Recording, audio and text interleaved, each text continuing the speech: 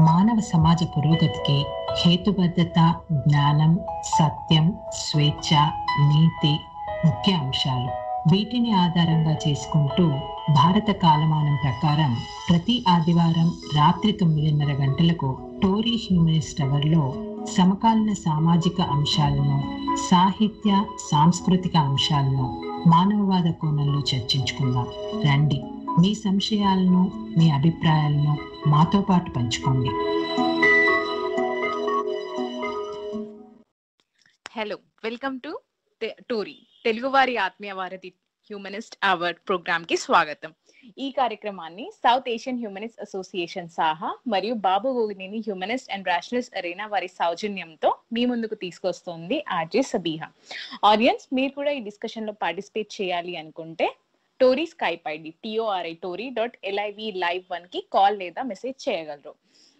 So ఈ రోజు మనం మాట్లాడబోయే topic censorship and cancel culture. And ఇవాళ ఈ చర్చలో మనతో పాటు పాల్గొనడానికి గెస్ట్ మానవాదులైన గోవింద్ గారు కాలిఫోర్నియా నుండి, and science popularizer Sharath Teja గారు హైదరాబాద్ నుండి, and Babu Gogineni group admin and మానవాదులైన విశ్వనాథ్ గారు హైదరాబాద్ నుండి ఉన్నారండి. నమస్తే, వెల్కమ్ టు ద షో అండి. నమస్తే అండి, థ్యాంక్ యూ అండి సబీహా గారు. నమస్తే అండి, హాయ్ ఎవ్రీవన్. హలో, నమస్తే అండి, థ్యాంక్ యూ. ఎస్ అండి. అండ్ ఇప్పుడు టాపిక్ లోకి వెళ్ళిపోదాము. And that is censorship and cancel culture. And ముందుగా సెన్సార్షిప్ గురించి మాట్లాడాలి అంటే ఏదైనా ఒక ఆర్ట్ ని మనం పరిశీలించి అండ్ అది దాన్ని అన్ని విధాలుగా చూసి అండ్ దాంట్లో ఏదైనా అన్లాఫుల్ గా ఆర్ మన ఏదైనా అబ్జెక్షనబుల్ గా ఉంటే వాటిని తొలగించడం జరుగుతుంది. ఇది ముఖ్యంగా ఏదైనా సినిమాలో చాలా ఎక్కువగా, అంటే సినిమాస్ లో చాలా ఎక్కువగా జరుగుతూ ఉంటుంది. సో ఇది ఎంత వరకు అవసరం అంటారు? And I would like to start this with Sarath garu. ఈ సెన్సార్షిప్ అంటేనే ముఖ్యంగా మాస్ కి ఏదైనా మనం కంటెంట్ ని డెలివర్ చేస్తున్నప్పుడు ఏదైనా ఆర్ట్ ఫామ్ లో దాన్ని పరిశీలించడం జరుగుతూ ఉంటుంది. సో ఇది నిజంగానే అవసరం అంటారా? అండ్ ఇదేమైనా ఓవర్ రేటెడ్ అంటారా?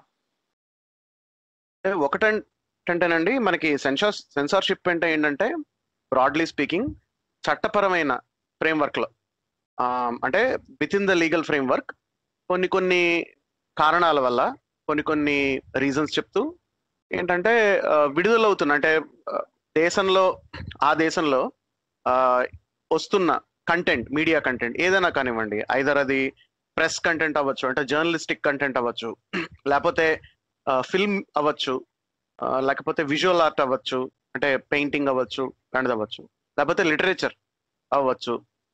సో ఇట్లాంటి వాటికి ఏంటంటే ఒక చట్టపరమైన ఫ్రేమ్వర్క్ ఇవ్వడం, దీన్ని జనరల్ గా సెన్సార్షిప్ అని అంటారు. భారతదేశంలో వచ్చేసరికి ఏంటంటేనండి, అంటే సాధారణంగా భారతదేశంలో భావ ప్రకటన స్వేచ్ఛ, ఫ్రీడమ్ ఆఫ్ ఎక్స్ప్రెషన్ అనేది it is allowed with some restrictions. ఎట్లాంటి రెస్ట్రిక్షన్స్ అంటే ఏవైతే వైలెన్స్ కి దారి తీవో, లేకపోతే అంటే ఏవైతే వైలెన్స్ కి దారి తీస్తాయో అలాంటివి అలౌడ్ కాదు. అట్ ద సేమ్ టైం ఏవైతే గ్రూప్స్, అంటే సోషల్ గ్రూప్స్ మధ్యన కానీ, రిలీజియస్ గ్రూప్స్ మధ్యన కానీ ఎనిమిటీ, అంటే యానిమాసిటీని కానీ, లేకపోతే వైలెన్స్ ని ఎంకరేజ్, అంటే రయోటింగ్ ని ఎంకరేజ్ చేసే, వైలెంట్ బిహేవియర్ ని ఎంకరేజ్ చేసే తరహాగా ఉండే స్పీచెస్ కానీ, ఉండే కంటెంట్ కానీ, ఇట్లాంటివి భావ ప్రకటన స్వేచ్ఛల పరిధిలోకి దాని నుంచి అవి ఎగ్జామ్ చేయబడ్డాయి. సో ఈ విండో, ఈ బ్రాడర్ గా ఈ విండో తప్పితే మిగతా అన్ని వాటిలోనూ భావ ప్రకటన స్వేచ్ఛ అనేది భారతదేశంలో అలౌడ్. సో సెన్సార్షిప్కి వచ్చేసరికి ఏంటంటే ఏమవుతుందంటే, ఇప్పుడు అంటే మనకి ఒక పాపులర్ గా సుప్రీంకోర్టు చెప్పిన మాట ఏంటంటే, సెంట్రల్, అంటే అసలు సెన్సార్ బోర్డ్ అనేది ఉండడానికి, మనం దాన్ని పాపులర్ గా సెన్సార్ బోర్డ్ అంటాం సినిమాల వరకు చూసుకుంటే కనుక, కానీ దాని అఫీషియల్ పేరు ఏంటంటే అది central board of film certification. అంటే సినిమాల్ని సర్టిఫై చేయడానికి ఉన్న నిర్మించబడిన ఒక బోర్డు అనమాట. అది దాన్ని చాలా ముద్దుగానో లేకపోతే పాపులర్ గానో సెన్సార్ బోర్డ్ అంటాం, as if it does censorship అన్నట్టు. And it does censorship as a matter of fact. ఏమవుతుందంటేనండి, అంటే సాధారణంగా సినిమాలకు వచ్చామనుకోండి, వాటికి ఎక్కువగా ప్రింట్ కన్నా కొంత అటెన్షన్ కానీ, అలాగే కొంత రిటెన్షన్ ఎక్కువ ఉండొచ్చు పబ్లిక్ స్పేస్ లో. ఎందుకంటే ప్రింటెడ్ వర్డ్ అంటే అది చాలా విషయాలు మన ఊహకి వదిలేయబడతాయి. కానీ సినిమా అనగానే దానికి ఒక నేరేటివ్ ఉంటుంది, ఒక పెర్స్పెక్టివ్, కెమెరా పెర్స్పెక్టివ్ ఉంటుంది, కొన్ని పాత్రలు హైలైట్ చేయబడతాయి, వెనకాల సౌండ్ ఉంటుంది, ఇవన్నీ ఉంటాయి. అంటే ఒక నేరేటివ్ లో ఒక పెర్స్పెక్టివ్ కూడా ఉంటుంది. కాబట్టి ఒక ఫిల్మ్ అనేది ఇంకా మోర్ ఒక పెర్స్పెక్టివ్, ఒక పాయింట్ ఆఫ్ వ్యూ చెప్పడానికి మోర్ పవర్ఫుల్ మీడియం అవుతుంది ప్రింట్ కన్నా. సో ఇవన్నీ ఉండి థియేటర్ ఎక్స్పీరియన్స్ తీసుకోండి కానివ్వండి. సో ఏంటంటే చాలా అంటే చూసే వాళ్ళ వీక్షకుల దృష్టిలో, వాళ్ళ మనసులో చాలా ఇంపాక్ట్ ఎక్కువ ఉంటుంది. కాబట్టి అది భావోద్వేగాల్ని బాగా భావోద్వేగాల మీద అది పనిచేస్తుంది, ఎమోషనల్స్ ఎఫెక్ట్ అవుతాయి, ఈ తరహాలో ఉంటుంది. కాబట్టి అది దాన్ని కొన్ని రకాల భావోద్వేగాల్ని ఏవైతే మనం హర్షణీయం కాని ఉంటాయో, అన్డిజరబుల్ థింగ్స్ ని స్టోక్ చేయడానికి కానీ, లేకపోతే ద్వేషపూరితమైన పనులు చేయడానికి కానీ, హింసాత్మకమైన ప్రవర్తన తీసుకురావడానికి కానీ దానికి అవకాశాలు ఉంటాయి. కాబట్టి ఫిల్మ్ కి సెన్సార్షిప్ బై ప్రయర్ రిస్ట్రెయింట్ అంటే ఏంటంటే, ప్రయర్ రిస్ట్రెయింట్ అంటే దాని మీనింగ్ ఏంటంటే, సాధారణంగా ఏదైనా సరే అది అంటే విడుదల కాక ముందే అన్నమాట. సో సో ఇక్కడ ఏంటంటే విడుదల కాక ముందే ఒక దాన్ని బై రిస్ట్రెయింట్ చేయడం, ఒక సెన్సార్షిప్ చేయడం అనేది చెయ్యాలి, అదొక అవసరం అని సుప్రీంకోర్ట్ ఆఫ్ ఇండియా ఒక తీర్పులో చెప్పింది కూడా. సాధారణంగా దిస్ ఈస్ ద మోటివేషన్ ఇండియాలో ఏంటంటే ఫిల్మ్ సెన్సార్షిప్ రావడానికి. ఇక్కడ మనకి లిటరేచర్ లో సెన్సార్షిప్ కూడా రావడానికి కారణం ఏంటంటే, అంటే సెన్సార్షిప్ అనేది బ్రాడ్గా, అంటే లిటరేచర్ వరకు చూసుకున్నాం అనుకోండి, ఒక పుస్తకం విడుదల అవ్వడానికి ఏదో సినిమాలకి సెన్సార్ బోర్డు, అదే central board of film certification నుండి ఒక సర్టిఫికేట్ తెచ్చుకున్నట్టు పుస్తకాలకి తీసుకురాక్కర్లేదు. అది సాధారణంగా ఎడిటర్, పబ్లిషరు, రైటరు వీళ్ళ డెసిషన్ బట్టి ఏ కంటెంట్ వస్తుందనేది ఉంటుంది సాధారణంగా. అయితే విడుదలైన తర్వాత కొన్ని పుస్తకాలు విడుదలైన తర్వాత అవి చదివో చదవకుండానో, లేకపోతే దాని మీద వచ్చిన మార్కెటింగ్ ఆర్టికల్స్ చదివో, లేకపోతే దాని మీద వేరే రకమైన అంటే వచ్చిన రివ్యూస్ చదివో, బై వాట్ ఎవర్ రీజన్ కొన్నిసార్లు పాపులర్ గా బ్యాక్లాష్ వచ్చేస్తూ ఉంటుంది.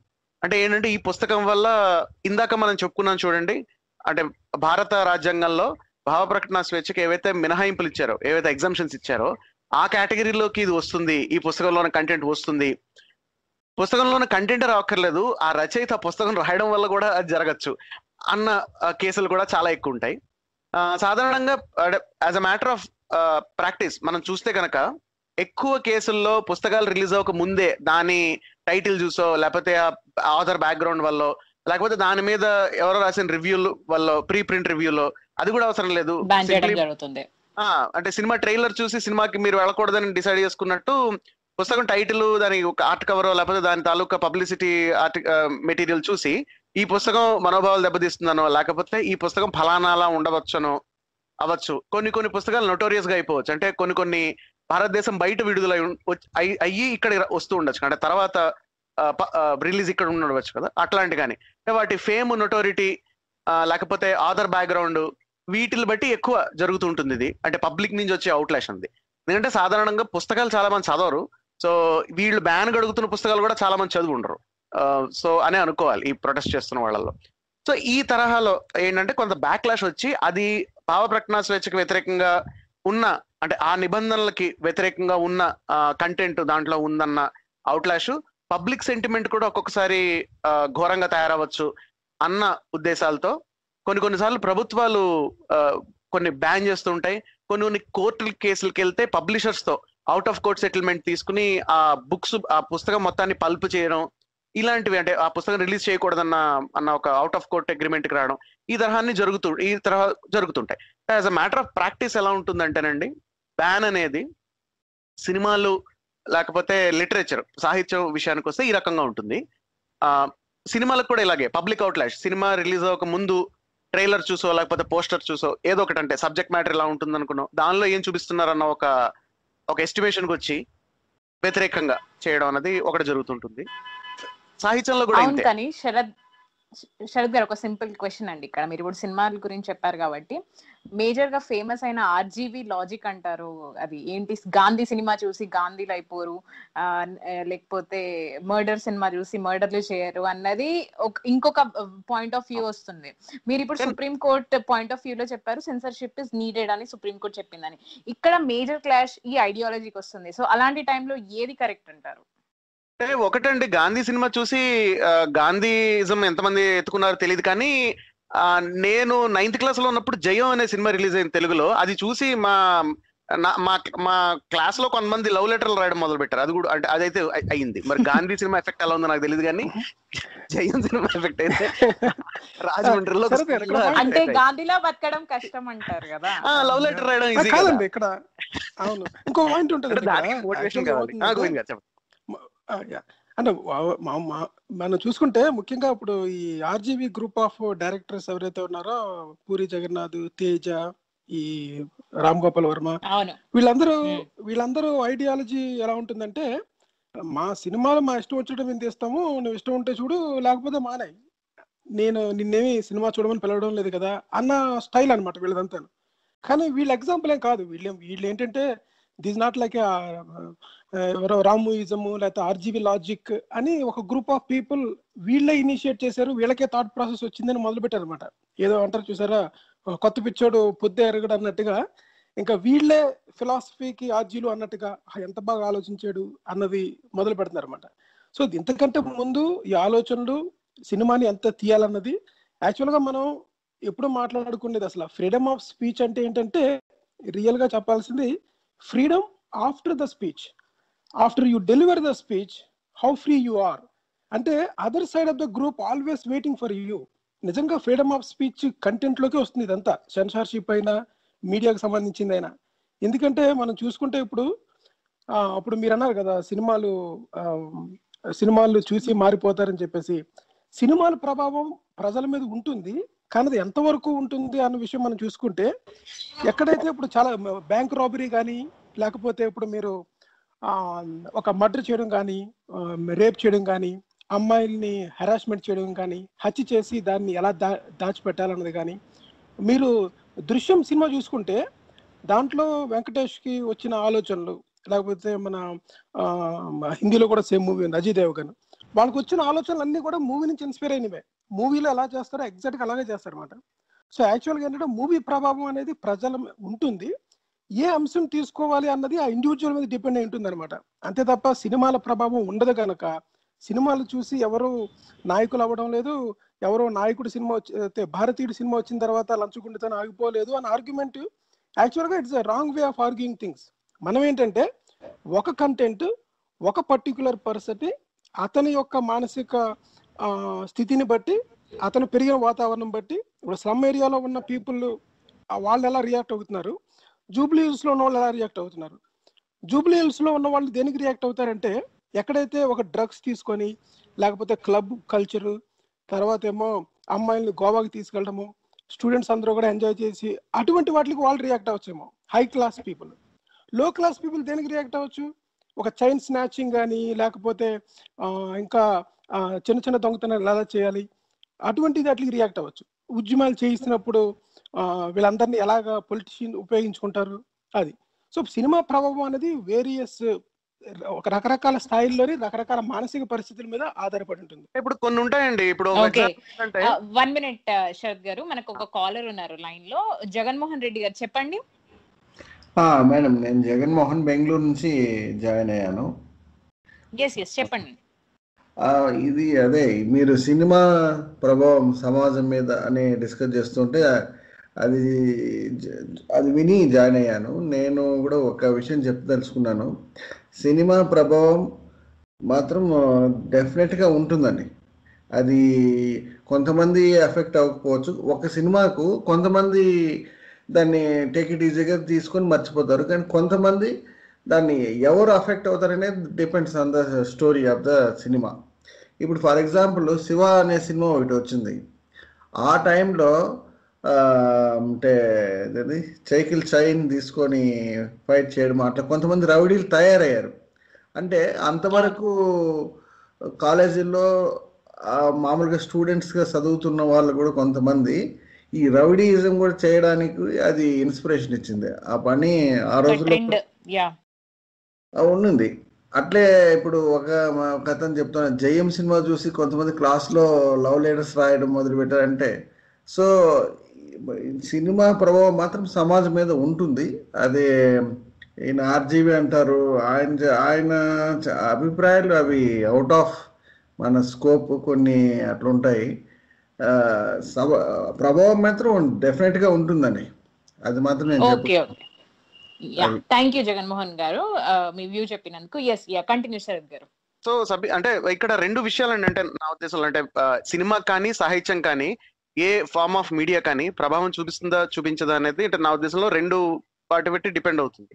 అంటే ఒకటేంటంటేనండి అది అంటే ఒకవేళ రాబోతున్న ప్రవర్తన అంటే ఏ ప్రవర్తన అయితే మార్పు కనపడుతుందో అది సమాజంలో బై అండ్ లార్జ్ అది యాక్సెప్టబుల్ నోషన్ అవునా కాదా అన్న దాన్ని బట్టి. రెండేంటంటే అది అడాప్ట్ చేసుకోవడానికి మార్జినల్ కాస్ట్ ఎంత పడుతుందండి. అంటే ఇప్పుడు ఒక ఎగ్జాంపుల్ ఏంటంటే పోకిరి సినిమా వచ్చిన తర్వాత చాలా మంది ఆ పోకిరి టైప్ షర్ట్ వేసుకోవడం మొదలు పెట్టారు. అంటే ఆ టైప్ షర్ట్స్ రావడం వేసుకోవడం మొదలు పెట్టారు. కానీ గుడుంబ శంకర్ సినిమా తర్వాత డబల్ ప్యాంట్లు వేసుకునే వాళ్ళు ఎక్కువ మంది కనపడలేదు కూడా. అంటే ఇక్కడ నాకు తెలిసి రెండు అంటే నేను చాలా తమాషా ఉదాహరణ ఇచ్చాను. బట్ ఏంటంటే అంటే నా ఉద్దేశంలో ఏంటంటే ఒకటి మీరు ఒక టీ షర్ట్ బదులు ఇంకొక డబల్ షర్ట్ ఉన్న షర్ట్ వేసుకోవడం అనేది దానికి పెద్ద మార్జినల్ కాస్ట్ ఉంటుంది.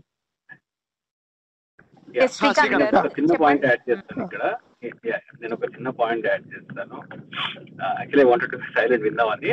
బట్ ఏంటి అంటే ఈ ఆర్జీవి లాంటి వాళ్ళ గురించి మన డిస్కషన్ అంతా పరమ వేస్ట్. కానీ జనరల్ గా ఈ రొటీన్ ఇండియన్ సినిమా బ్యాచ్ లో వాళ్ళు ఏమంటారంటే సినిమా ప్రభావం సమాజం మీద ఉండదని ఆర్గ్యూ చేసే వాళ్ళు ఎవరైతే ఉంటారో వీళ్ళు they reduce the value of cinema to entertainment. వాళ్ళ దృష్టిలో మనం వాళ్ళ క్వశ్చన్ అడిగామనుకోండి, so for you cinema is only commercial element and it is not an art అన్నాం అనుకోండి, ఈ వాళ్ళకి ఆర్గ్యుమెంట్ ఉండకపోవచ్చు బహుశా. వాళ్ళు దాన్ని ప్రభావం is not the center point. ఇక్కడ పాయింట్ ఏంటి అంటే what is movie, what is the film, is it an art or is it any comedy show or ఏంటది అనేది ఫస్ట్ వాళ్ళని మనం డెఫినేషన్ అడిగామనుకోండి, for you what is cinema అని. What it will make అనేది secondary point. What is it in the first place అనే question వాళ్ళు అడిగితే బహుశా వాళ్ళు అంటే ఆ మైండ్ సెట్ ని సినిమా అనేది ఆర్ట్ కాదు, దాని నుంచి మనం నేర్చుకోకూడదు, దాని నుంచి మీరు ఏం నేర్చుకున్నా మాకు సంబంధం లేదు అనే ఒక మైండ్ సెట్ ని తయారు చేయడానికి ఇలాంటి పిచ్చి పిచ్చి అపోహలు ఈ మైండ్ గేమ్స్ ఆడుతూ ఉంటారు అనమాట. సినిమా ప్రభావం చూపుతూ ఇలాంటివన్నీ. Because they don't want us to know that cinema is an art. దానిలో ఒక ప్రభావం ఉంటుంది, సమాజాన్ని మార్చే ఎలిమెంట్ ఉంటుంది. అవును, మనల్ని అంటే నాకు తెలిసి మన పర్స్పెక్టివ్ ని మార్చిన సినిమాలు కూడా ఉంటాయండి. ఒక example ready from my mind నాకు గుర్తొస్తుంది ఏంటంటే ఒక సినిమా ఉంటుంది, తెలుగు సినిమా అంకురం సినిమా పేరు. అందులో రేవతి ఇంకా శరత్ బాబు వీళ్ళు ఉంటారు. ఆ సినిమాకి నేషనల్ అవార్డు కూడా వచ్చింది. యాక్చువల్ గా అది నేషనల్ బెస్ట్ ఫీచర్. ఓంపురి ఉంటారు, మెయిన్ క్యారెక్టర్. ఆయన ఒక సీన్ లోనే 4-5 సీన్ లో కనబడతాడు, కానీ ఆయన చాలా సెంట్రల్ క్యారెక్టర్ అయిన అతను. ఆ సినిమా ఏంటంటేనండి బై అండ్ లార్జ్ పోలీసులు చేస్తున్న అట్రాసిటీస్ సిస్టమ్ ఎట్లా వాడుకుంటారంటే టు కంటిన్యూ దోస్ అట్రాసిటీస్ అన్నది ఆ సినిమా థీమ్. అది ఏదో కల్పిత సినిమా కాదు, అది యాక్చువల్ గా చాలా రియలిస్టిక్ స్టోరీ. ఆ టైప్ రియల్ ఇన్సిడెంట్స్ చాలా ఎక్కువ జరిగేవి కూడా, ఎక్కువ ట్రైబల్ ఏరియాస్ లో అది జరిగేవి. కానీ విషయం ఏంటంటే ఆ సినిమా ఏంటంటే అసలు అంటే పౌర హక్కులు ఎందుకు ముఖ్యం, అంటే ఒక స్టేట్ స్పాన్సర్డ్ వైలెన్స్ ఎలా జరగవచ్చు, లేకపోతే కేసులు ఎట్లా బనాయించవచ్చు, అంటే ఎవరన్నా దీనికి విక్టిమ్ అవ్వచ్చు అనేది ఇందులో అంశం అనమాట. ఇందులో కేవలం ఓంపురి అనే ఒక ట్రైబల్ ఏరియాలో ఉన్న వ్యక్తే కాకుండా, ఒక షెడ్యూల్ ట్రైబ్ సంబంధించిన వ్యక్తి ఎవరైతే మారుద్దాం అనుకుంటున్నాడో ఆ వ్యక్తే కాకుండా దీనిలో ఇన్వాల్వ్ అయిన వాళ్ళందరి మీద పడతాయి, ఇంక్లూడింగ్ ఒక లాయర్ తో పాటు అతనితో పాటు ఒక ఫైట్ చేస్తున్న ఒక మామూలు మహిళతో పాటు అందరి మీద పడుతుంది అనమాట. సో ఈ సినిమా యాక్చువల్గా చాలా మంది పర్స్పెక్టివ్ మార్చిందండి. అవును, ఈ సినిమాలో సాయి చంద్ ఉంటాడండి. సాయి చంద్ ఉంటారా, అతను లాయర్, పోలీస్ ఉంటాడు అనమాట దాంట్లోనే. ఈ సినిమా ఇంకో సినిమా తెలియదు నాకు, ఈ చరిత్ర ఏసిరాతో అలాంటి సినిమాలని ఒక వ్యక్తిని బాగా కొడతారు అనమాట. కొట్టి సాక్షి చెప్పమని కోర్టులో తీసుకొస్తారు. టికెట్స్ అమ్ముకునే వ్యక్తిని రైట్ అనమాట తీసుకొస్తారు. సాయి చంద్ అనుకుంటా. అందులో ఒక డైలాగ్ ఉంటుందండి. ఆ డైలాగ్ ఏంటంటే, నువ్వు ఎప్పుడైనా సినిమాలు చూసి ఏడ్చావా అని అడుగుతాడు అనమాట. అవును ఏడ్చానని చెప్తాడు అనమాట. అయితే నీలో ఇంకా మానవత్వం మిగిలి ఉందన్నమాట అంటాడు.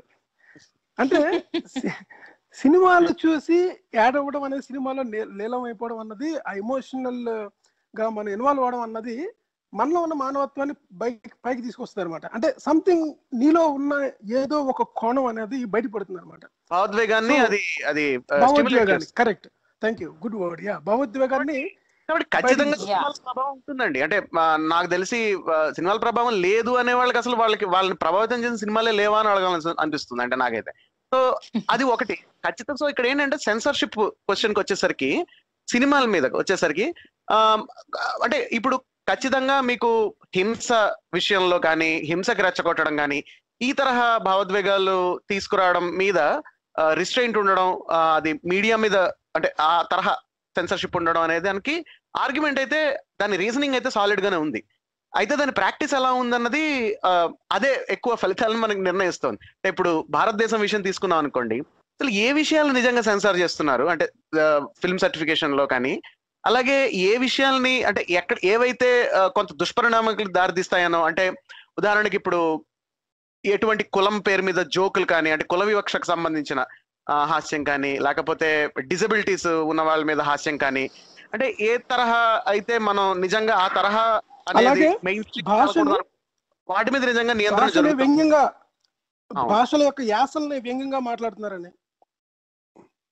రైట్, అవును. ఇప్పుడు కొన్ని ప్రాంతాల వారిని అది ఉండడం అంటే విషయం ఏంటంటే కొన్ని రకాల జోకులు అనేవి, అంటే మనం we are at a stage in human culture where we don't really think certain things are really humorous. ఇప్పుడు రేప్ మీద జోక్స్ ఉన్నాయనుకోండి, నేను ఒక ఎగ్జాంపుల్, చాలా పాపులర్ ఎగ్జాంపుల్ ఇస్తున్నా. నా ఉద్దేశంలో నిర్భయ తర్వాత ఏదైతే కొంత కల్చరల్ గా కొంత అయితే మార్పు వచ్చిందో, మెయిన్ స్ట్రీమ్ కల్చర్ లో కొంత వచ్చిందో, ఈ రేప్ జోక్స్ అనేవి ఉండకూడదని చెప్పని ఈ రోజు ఆ తరహా ఏమైనా సినిమాలో కనబడుతుంటే ఆడియన్స్ నుంచి బ్యాక్లాష్ వస్తుంది. ఆ మధ్య ఒక పెద్ద స్టార్ అబ్బాయి చేసిన సినిమా టెంపర్ మూవీ చూస్తే మీరు, ఒక సినిమా గోవిందుడు కానీ బలవంతంగా ముద్దు పెట్టుకోవడం, ఇట్లాంటి కొన్ని సీన్లు ఒకప్పుడు మంచి చప్పట్లు కొట్టబ్బా ఏం హీరోయిజం అనేవాళ్ళు, డైరెక్టర్లు ఇంకా అదే మూడ్ లో తీసిన కొన్ని సీన్లు ఇప్పుడు చాలా బ్యాక్లాష్ వస్తుంది. హీరో కాదండి, హీరో కాదు, ఈవెన్ టెంపర్ మూవీలో చాలా సెన్సర్ చేయాలి, the way they show certain things. So ఇప్పుడు మనం అందరు అంటే మీరందరూ కంబైన్ గా చెప్పింది ఏంటంటే ఎస్ వి నీడ్ సెన్సార్షిప్ అన్నది. సో విశ్వనాథ్ గారు, నాకు ఒక డౌట్ ఉందండి.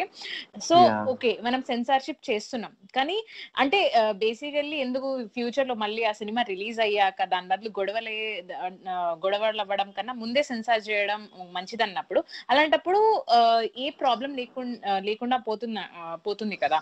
సో అలాంటప్పుడు ఇది ఎంత వరకు రెస్పాన్సిబుల్ గా జరుగుతుంది అంటారు?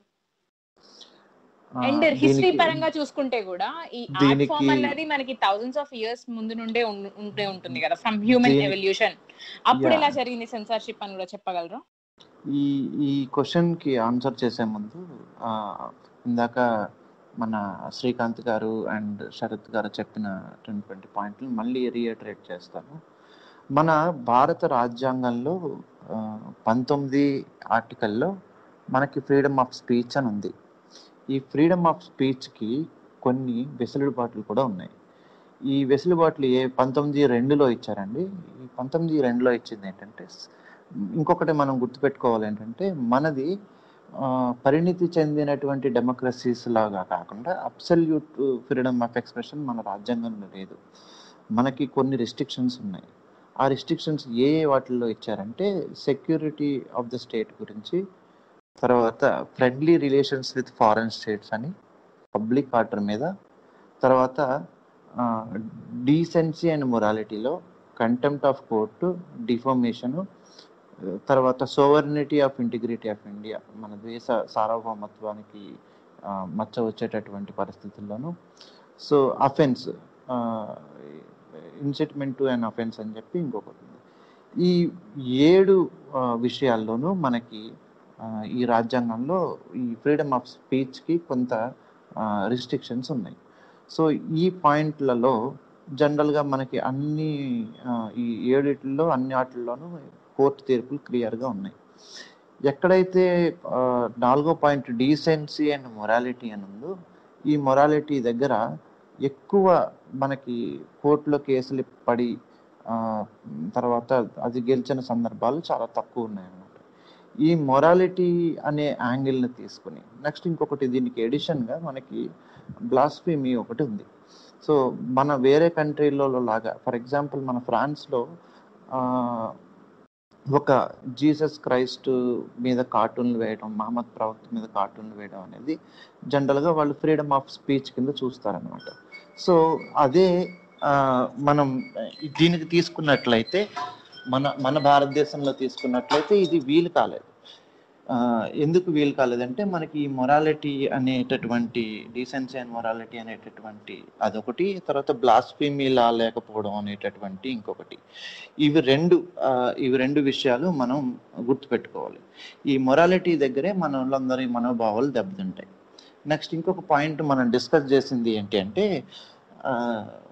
ఇంతకు ముందు డిస్కస్ చేసింది ఏంటంటే, సినిమాలు అంటే జనరల్గా ఇప్పుడు మన సెన్సార్షిప్ అనగానే సినిమాల గురించి మాట్లాడుకుంటున్నాం కాబట్టి, సినిమాల ప్రభావం మన సగటు పౌరుడి మీద ఎంతవరకు ఉంటుంది అనేటటువంటి విషయాలు చూసుకుంటే కనుకైతే, జనరల్గా మనకు తెలిసినటువంటి ఎగ్జాంపుల్స్ చెప్పాం. జయం సినిమా ఎగ్జాంపుల్ శరత్ గారు చెప్పారు, అట్లనే రామ్ గోపాల్ వర్మ లాజిక్ అని మీరు కూడా మాట్లాడారు, గాంధీ సినిమా.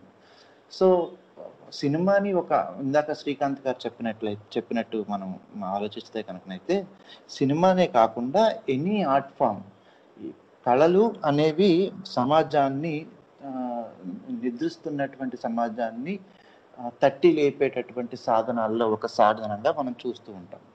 సో ఇట్లాంటి దాంట్లోనే మనం సినిమాని కళ కింద చూసినట్లయితే ఖచ్చితంగా సినిమా ప్రభావం మనకి ప్రతి ఒక్క సగటు పౌరుడి మీద ఉంటుంది అని చెప్పి, సినిమా చూసే ప్రేక్షకుడి మీద ఉంటుందని చెప్పి నేను గట్టిగా నమ్ముతాను. సో ఇట్లాంటి సిచ్యువేషన్స్లో మనం ఆలోచించినట్లయితే, అంటే ఒక కళగా సినిమాని తీసుకున్నట్లయితే, సినిమా యొక్క ప్రభావం ఖచ్చితంగా సగటు పౌరుడి మీద, సగటు ప్రేక్షకుడి మీద ఉంటుంది. సో ఈ ప్రభావం యొక్క దుష్పరిణామాలు ఏవైతే ఉన్నాయో అవి తిరిగి సొసైటీలో క్యాస్కేడ్ కాకుండా ఉండేటటువంటి ఒక ఫ్రేమ్ వర్క్ ఒకటి కావాలి అనుకుని ఒక సెన్సార్షిప్ అని పెట్టుకున్నాం సినిమా వరకు. మిగిలిన మనకి ఈ సెన్సార్షిప్ సినిమా వరకే కాకుండా, అలాగే ఇందాక శరత్ గారు చెప్పినట్టుగా బుక్స్ మీద, అలాగే కొన్ని రకాలైనటువంటి ఆర్ట్ ఫామ్, అంటే ఫర్ ఎగ్జాంపుల్ మనకి పెయింటింగ్స్ మీద రవివర్మ గారి పెయింటింగ్స్ ఇవన్నీ చూసుకుంటే కనుకైతే, సో కొన్నిసార్లు మీకు ఒక ఇన్సిడెంట్ చెప్తా.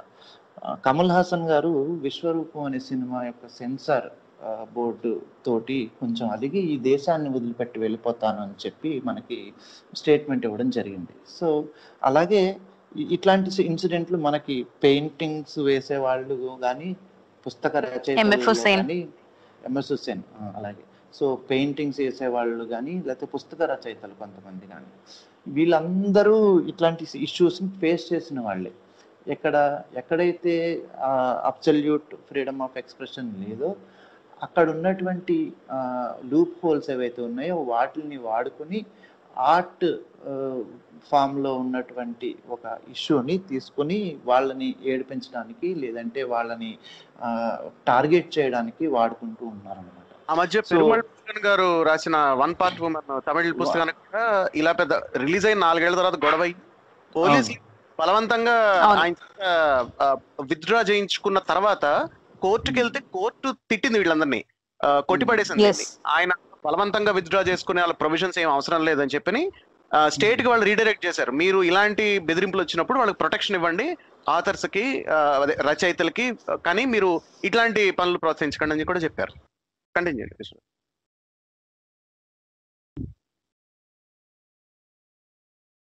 హలో విశ్వనాథ్ గారు.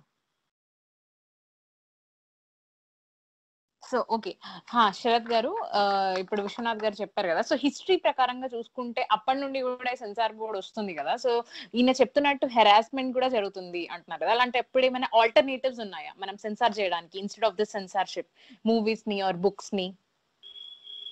మనం చూసుకుంటేనండి ఈ అంశాన్ని మొదట మనం గమనించవలసింది ఏంటంటే, భారతదేశం లాంటి దేశమే కాకపోవచ్చు, రకరకాల దేశాల్లో ఉన్న సామాజిక నేపథ్యం బట్టి, సమాజంలో ఉన్న సమస్యలు బట్టి, జరిగే క్లాషెస్ బట్టి సెన్సార్షిప్ అనేది ఉండడానికి కొన్ని కారణాలు అయితే ఉన్నాయి. ఆ ఆర్గ్యుమెంట్ అయితే స్ట్రాంగ్ గానే ఉంది.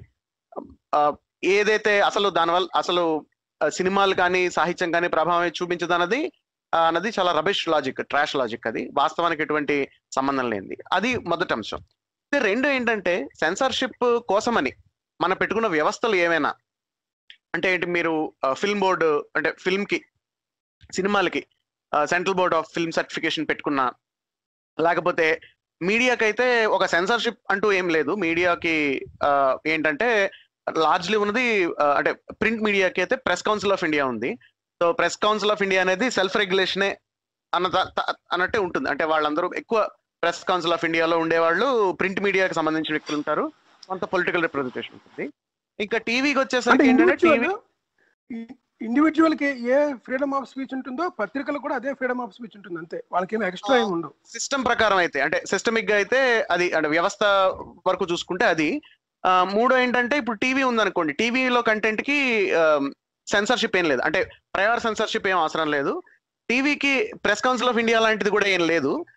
కొన్ని రెగ్యులేటరీ అథారిటీస్ ఉన్నాయి. ఒకప్పుడు మనం ఒక ఎపిసోడ్ చేసాం గత సంవత్సరంలో, టీవీ మీద గైడ్ లైన్స్ ఏ ఉంటాయని. సో దాంట్లో కంటెంట్ గైడ్ లైన్స్ ఉంటాయి, అలాగే బ్రాడ్కాస్టింగ్ కమిటీ తాలూకా కొన్ని సంస్థలు ఉంటాయి. ఆడియన్స్ ఎవరికైనా చూస్తున్న వాళ్ళకి అభ్యంతకరంగా అనిపించినా, ఏమైనా కొన్ని రూల్స్ ని అతిక్రమించినట్టు అనిపించినా దానికి కంప్లైంట్ కింద రాయొచ్చు. రాస్తే వాళ్ళు యాక్షన్ తీసుకోవడం ఏదో ఉంటుంది.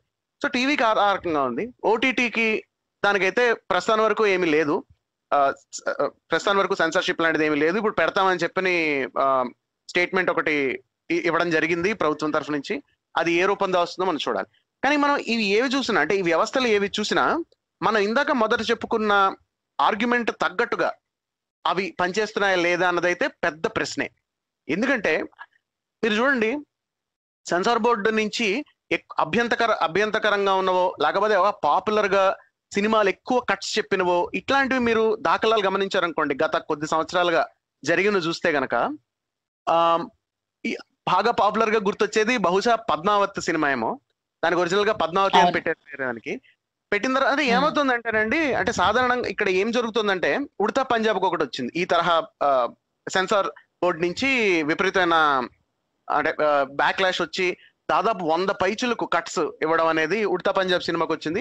అలాగే ఇంకొన్ని సినిమాలకి అంటే సాధారణంగా అంటే ఏ సినిమాలకైతే సెన్సార్ బోర్డు కట్స్ చెప్తోందో అవన్నీ నిజానికి మనం ఇందాక చెప్పుకున్నాను చూడండి, ఏవైతే వైలెన్స్ కి దారి తీసేవో, లేకపోతే గ్రూప్స్ మధ్యన ఎనిమిటీకి దారి, ఇవి ఏం కేటగిరీకి చెందవు నిజానికి. ఇవన్నీ ఇందాక విశ్వనాథ్ గారు చెప్పారు చూడండి, డీసెన్సీ అని చెప్పి, దాని సబ్జెక్టివ్ ఇంటర్ప్రిటేషన్స్ ఆఫ్ డీసెన్సీ బట్టి, లేకపోతే ఎవరి మనోభావాలో దెబ్బతినవచ్చనో, లేకపోతే ఈ సినిమా చూసి ఎవరిలో రెచ్చిపోయి గొడవలు వచ్చేస్తాయనో, ఇట్లాంటి కొన్ని అవి బై అండ్ లార్జ్ బహానాలాగా కనబడతాయి మీరు బయట నుంచి చూసినప్పుడు. ఎందుకంటే సినిమా చూసినప్పుడు మీకు అలాగే అనిపించదు, నిజానికి చూస్తే అంత కంటెంట్ ఉండదు. వీళ్ళు ఇంత ఖర్చు పెట్టి ఇలాగా గ్రూపులు కొట్లాటలు తెప్పించే తరహా సినిమాలు కూడా చేయరు. అంటే మొదటి అంశం, అంటే అంత హై బడ్జెట్ ఫిల్మ్స్ మీరు చూసినా, ఈవెన్ ఇండిపెండెంట్ ఫిల్మ్స్ చూసినా సరే, బయట అంటే ఫిల్మ్ ఫెస్టివల్స్ లో బాగా హెవీగా ఎక్లైమ్ అయిన సినిమాలు కొన్ని ఇక్కడ సంస్కృతిని నాశనం చేసేస్తుందనో, లేకపోతే డీసెన్సీ స్టాండర్డ్స్ కి ఎగనెస్ట్ గా ఉందనో, ఈ తరహా కారణాలతో సెన్సార్ చేసాడు. అంటే అసలు రిలీజ్ చేయనివ్వకుండా చేయడం, కొన్ని ఏ సర్టిఫికేట్ ఇవ్వడం అట్లా కూడా కాదు. సాధారణంగా ఫిల్మ్స్ వరకు చూసుకుంటే కనుక సర్టిఫికేట్స్ ఇస్తారు మామూలుగా. అది యూనివర్సల్ గా చూడొచ్చా, యూఏనా, లేకపోతే అడల్టా, లేకపోతే స్పెషల్ టైప్, ఇలా కేటగిరీలు ఉంటాయి. సో వాటికి ఏటి కూడా ఇవ్వకుండా, లేకపోతే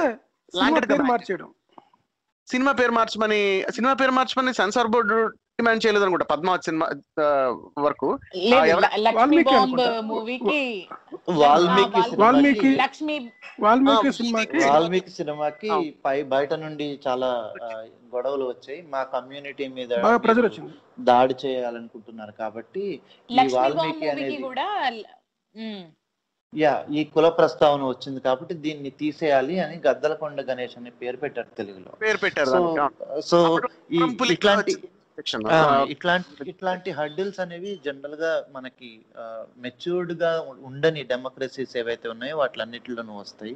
సో వాటిని దాటుకుంటూ ముందుకు వెళ్లాల్సిన అవసరం ప్రోగ్రెసివ్ గా ఆలోచించే ప్రతి ఒక్కరి మాట ఉండదు.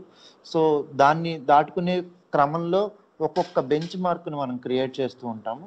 అలా క్రియేట్ చేసి ప్రతి ఒక్కళ్ళు ఈ తరహా ఆలోచించే ప్రతి ఒక్కళ్ళు ఒక్కొక్క బెంచ్ మార్క్ను క్రియేట్ చేస్తూ ఉంటారు. ఆ బెంచ్ మార్క్ మీద మళ్ళీ తిరిగి చర్చ జరగదు. సో అలాంటప్పుడు అట్లాంటి బెంచ్ మార్కులు ఎన్ని సాధ్యమైతే అన్ని మనం క్రియేట్ చేయాల్సిన అవసరం ఉంది. సో ఇక్కడ ఏమవుతుందంటేనండి, ఇందాకంటే విశ్వనాథ్ గారు చెప్పినట్టు, ఇది సెన్సార్ ఫిల్మ్ సర్టిఫికేషన్ బోర్డు అవనివ్వండి, లేకపోతే ఇతరత్ర ఏవైనా ప్రెస్ కౌన్సిల్ కానివ్వండి, ఏవైనా కానివ్వండి, వీళ్ళు అంటే ఈ మన ఫ్రీడమ్ ఆఫ్ ఎక్స్ప్రెషన్ కి మినహాయింపు ఇచ్చిన లెజిటిమేట్ రీజన్స్ ఏవైతే ఉన్నాయో దాని తగ్గట్టుగా వీళ్ళు నిజంగా ఈ వ్యవస్థలు పనిచేస్తున్నాయంటే అది పెద్ద ప్రశ్నే నిజంగా. ఎందుకంటే ఇవి లార్జ్లీ ఎలా వర్కౌట్ అవుతున్నాయంటే, అంటే ఏదైతే బ్యాన్స్ కానీ కట్స్ కానీ ఈ తరహా మనం చూస్తున్నామో, సెన్సార్షిప్ చూస్తున్నామో, అదంతా by and large either number 1 decency standards, అంటే బాగా రిగ్రెసివ్ డీసెన్సీ స్టాండర్డ్స్ లాగా అనుకోవడము, లేకపోతే బయట నుంచి ప్రెషర్ రావడం వల్ల. అంటే ఎవరో నిజానికి ఏదైతే గుంపులుగా ఫామ్ అయ్యి వైలెన్స్ జరగకూడదు అనుకుంటామో అలా గుంపుగా ఫామ్ అయ్యి ఒకళ్ళు వైలెన్స్ చేసి మాకు స్పెషల్ ప్రివిలేజ్ ఇవ్వండి అన్న టైప్ లో వీళ్ళు డిమాండ్ చేసి, లేకపోతే మేము దాడికి చేస్తామని బెదిరించడం వల్ల దాన్ని యాజ్ ఇఫ్ దాని కాగ్నిజెన్స్ గా తీసుకున్నట్టుగా which is not the way it should happen కదా. సో సెన్సార్ బోర్డు ఉన్నది ఎందుకు? కళ అంటే ఆర్ట్ ఫామ్ అనేది ఒకటి ఫ్రీడమ్ ఆఫ్ ఎక్స్ప్రెషన్ అనేది ఉండడానికి ఫిల్మ్ మేకర్స్ కి. రీజనబుల్ లిమిటేషన్స్ ఏంటి? దాన్ని మరి వైలెన్స్ ప్రోత్సహించకుండా ఉండడానికి. సో ఇక్కడ ఏంటంటే బై అండ్ లార్జ్ ఈ సెన్సార్షిప్ ని ఎట్లా వాడుతున్నారంటే ఫ్రీడమ్ ఆఫ్ ఎక్స్ప్రెషన్ కి వ్యతిరేకంగా వాడుతున్నారు దీన్ని నిజానికి మనం చూస్తే. సో జరుగుతుంది అది. మామూలుగా మనం గెస్ట్ వచ్చారండి కుదరదు తరహాలో. ప్రసాద్ ఎస్. సో శరత్ గారు, ఇప్పుడు మీరు అన్నారు కదా ఇది అగేన్స్ట్ ఫ్రీడమ్ ఆఫ్ స్పీచ్ వాడుతున్నారని. దానికి main one of the reason ఇది క్యాన్సిల్ కల్చర్ కదండి. అంటే ఇవాళ మన ఇండియన్ ఫేవరెట్ టైం పాస్ అయిపోయింది క్యాన్సిల్ కల్చర్ అన్నది. మనకి నచ్చనిది ఏది చూపించినా దానికి అగేన్స్ట్ గా వెళ్ళి మన మనోభావాలు దెబ్బతింటున్నాయి అనుకుంటూ వ్యాండలిజం చేయడం, ప్రొఫెషనల్ గా చెప్పిన వాళ్ళని టార్గెట్ చేయడం లాంటివి జరుగుతుంది. సో ఇది ఆపాలంటే మీరు సెన్సార్షిప్ తో పాటు మనకు వచ్చే బాధ్యత ఏంటంటే క్యాన్సిల్ కల్చర్ ని కూడా కంట్రోల్ చేయడం. అంటే వీళ్ళ సైకలాజికల్ బిహేవియర్ ఎలా ఉంటుందంటారు? అంటే గోవింద్ గారు మీరు నేను చెప్తాను. నాకు మనకి ఇద్దరు జాయిన్ అయినట్టున్నారు, ప్రసాద్ గారును అవినాష్ అనుకుంటా. మీరు వాళ్ళిద్దరు కాల్స్ తర్వాత నేను మాట్లాడతాను. తప్పకుండా చెప్పండి ప్రసాద్ గారు. అవినాష్ గారు. Hello madam, hi. ఇక్కడ నేను ఒక పాయింట్ యాడ్ చేస్తాను మేడం. నేను ఒక క్రైమ్ సిరీస్ చూశాను. సో అందులో 4 ఇంజనీరింగ్ స్టూడెంట్స్ ఒక హాలీవుడ్ మూవీని చూసి ఇన్స్పైర్ అయ్యి ఒక బ్యాంక్ రాబరీ చేశారు. చాలా పక్కాగా చేసి ఏ సాక్ష్యాలు లేకుండా అద్భుతంగా చేశారు. వాళ్ళు అనుకున్న డబ్బుని సాధించారు. సో అప్పుడు ఇన్వెస్టిగేషన్ చేసిన పోలీస్ ఆఫీసర్లకి ఎక్కడా కూడా పట్టుకోలేకపోయారు వాళ్ళు. కానీ వీళ్ళు ఏ మూవీని అయితే చూసి ఇన్స్పైర్ అయ్యి రాబరీ చేశారో అదే మూవీని నెక్స్ట్ వచ్చే ఇన్వెస్టిగేషన్ చేసే నెక్స్ట్ ఆఫీసర్ చూశాడు ఆ సినిమా. సో అందులో ఎలా అయితే ఇన్వెస్టిగేషన్ చేసే కేసు సాధించారో అనేది ఆయన ఇన్స్పైర్ అయ్యి ఆ దొంగలు పట్టుకున్నాడు. సో ఇక్కడ పాయింట్ ఏంటంటే ఒకడు ఇన్స్పైర్ అయ్యి రాబరీ చేశారు, ఇంకొకరు అదే మూవీని ఇన్స్పైర్ అయ్యి కేసు క్లోజ్ చేశారు. సో దీన్ని ఎలా సంబోధించుకోవాలి మనం? సినిమా ప్రభావం అది రియల్ కదా, అది మీరు చూసింది రియల్ క్రైమ్ సిరీస్ అంటే రియల్ గా జరిగిన దాన్ని మనం క్రైమ్ సిరీస్ గా చేసి మూవీ కాదు సార్. అది ఏమంటారు దీన్ని, సచ్ క్రైమ్ స్టోరీస్ లో సోనీలో వస్తుంటది అది. సిఐడి టైప్ అది డాక్యుమెంటరీ తరహాలో తీసారా లేకపోతే అది అంటే అది ఫిక్షనలైజ్డ్ వెర్షన్? అంటే కొన్ని పోలీస్ కేసెస్ స్టేషన్ లో పోలీస్ అకాడమీలో వాళ్ళు సినిమాలు చూపించవచ్చు వాళ్ళకి, అంటే for the purpose of making them learn crime investigation. కానీ కేసెస్ సాల్వ్ చేసింది సినిమాలు చూడకుండా సాల్వ్ చేస్తారండి సాధారణంగా అంటే పోలీసులు. సో ఓల్డ్ స్కూల్ అంటే ఓల్డ్ స్కూల్ కాదు, జనరల్ ప్రొఫెషనల్ క్రిమినల్ ఇన్వెస్టిగేషన్ అనేది వర్క్ అవుతుంది in overwhelmingly large number of times. So అంటే కంక్లూజన్ ఏంటంటే సినిమా ప్రభావం మన మీద ఉంటుందని చెప్పడం అనమాట. అది ఇతరుల మీద ఉంది ప్రభావం. ఆఫ్ కోర్స్ అది అంటే రామ్ గోపాల్ వర్మకి వ్యతిరేకంగా చెప్తున్నారు మీరు. అది రామ్ గోపాల్ వ్యతిరేకంగా మాట్లాడతారు, ఎందుకంటే ఆయన థియరీలో అన్ని మనం యాక్సెప్ట్ చేయాల్సిన అవసరం లేదు. ఆయన పాయింట్ ఆఫ్ వ్యూ లో మనం ఆర్గ్యుమెంట్ ఆయన ఒపీనియన్ చెప్తారు అంతే, అంతకన్నా ఏం కాదు. కానీ అంటే ఒకటి బట్ Yes, శరత్ మన గోవింద్ గారు. ప్రసాద్ గారు ఉన్నారు అని చెప్తారండి. ప్రసాద్ గారు మరి మీరు ఆయన టైం ప్రకారం ప్రసాద్ గారు, ఆయన please. ఒపీనియన్ తీసుకొని Yeah, నేను మాట్లాడతా. తప్పకుండా. నేను కొద్దిగా లేట్ గా జాయిన్ అయ్యానండి. బట్ నాకు అదే శరత్ గారు చెప్తుంది విన్నాను. So I largely agree with him. ఒకటి ఏంటంటే నేను చూసిందే ఒక స్ట్రాంగ్ ఆర్గ్యుమెంట్ ఏంటంటే ఏదో ఒక కంట్రోల్ బోర్డు లేకపోతే ఎలాగైనా విచ్చలవిడిగా వెళ్ళిపోతుంది అన్నట్టుగా. మనం గత 30 సంవత్సరాల్లో చూసుకున్న, కనీసం నాకు ఊహ తెలిసిన తర్వాత సినిమాలని కొద్దిగా సీరియస్ గా చూడటం మొదలు పెట్టిన తర్వాత చూసిన 90s దగ్గర నుంచి చూసినా కానీ అప్పుడప్పుడు మ్యూట్లు చేయటము, మాట ఆపేయటము, కొన్ని సీన్స్ కట్టింగ్స్ ఇవ్వటము అన్నట్టుగా తెలుస్తుంది మనకు. అంతే సెన్సార్ అంటే. లేదంటే కొంతమంది లాబింగ్ చేసిన పెద్దవాళ్ళకి సంబంధించిన వాళ్ళు ఎవరో వాళ్ళకి సంబంధించిన వాళ్ళని రీహాబిలిటేషన్ చేసేలాగా అందులో పెట్టినట్టుగా కూడా చాలా ఆరోపణలు వచ్చినాయి, నిజం ఎంత ఉన్నా కానీ. బట్ చూస్తే కనుక మనకి ఆ ఆరోపణలు ఆధారరహితం కాదు అని కూడా తెలుస్తుంది. ఎందుకంటే చాలా సందర్భాలలో అది చాలా పార్షియాలిటీ చూపించినట్టుగా కూడా ఉంటుంది. ఎందుకంటే మనకి కథకి అవసరం లేని ఎక్స్పోజింగ్, వైలెన్స్ లాంటివే కాకుండా లా అండ్ ఆర్డర్ని, అంటే ఒక వ్యక్తికి ఏవైనా జరిగితే ఇప్పటికీ కూడా ప్రతి cinema almost every other movie మీరు తీసుకుంటే నీకేమైనా అన్యాయం జరిగితే నువ్వు దానికి తిరగబడి రెవెంజ్ తీసుకో అన్నట్టుగా ప్రోత్సహిస్తున్నట్టే ఉంటాయి ఆల్మోస్ట్ పెద్ద సినిమాలు, వచ్చే కమర్షియల్ సినిమాలు అన్నీ కూడా. ఇది యాక్చువల్లీ చాలా ఫండమెంటల్ పాయింట్ మనం మిస్ అయ్యేది ఏంటంటే, యాక్చువల్లీ అది లా అండ్ ఆర్డర్ని చేతులకు తీసుకోవటం అంటే కూడా అది కూడా క్రైమే.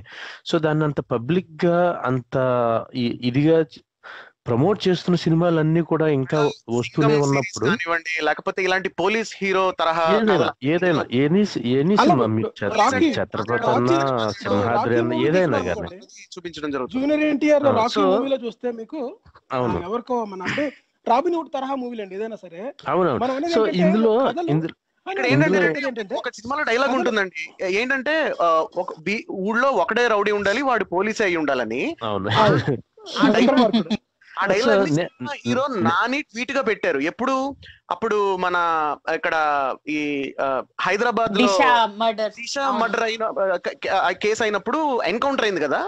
అది యాక్చువల్ గా పోలీసులు చెప్పింది ఏంటంటే, అప్పుడు వాళ్ళు తుపాకులు లాగేసుకుని తప్పించుకుని పారిపోయి పోలీసుల మీద కాల్పులు జరిపితే ప్రాణరక్షణ కోసం అని చెప్పని సెల్ఫ్ డిఫెన్స్ కోసం పోలీసులు చంపారు యాక్చువల్ గా.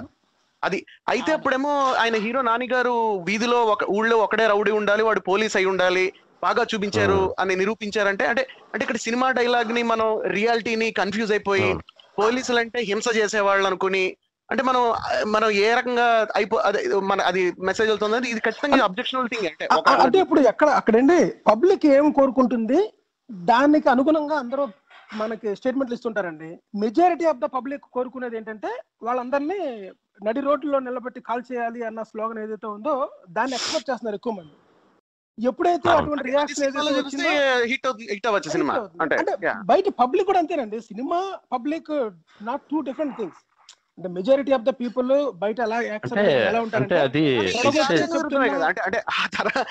యాటిట్యూడ్స్ ఉండడం అనేది రాజ్యాంగం హర్షించదు. ఎందుకంటే that it self is a destruction of constitutional values అవుతుంది కదా. అంటే మీరు ఐడియల్ చెప్తున్నారు ఎలా మనం రెండు విషయాలండి ఇక్కడ.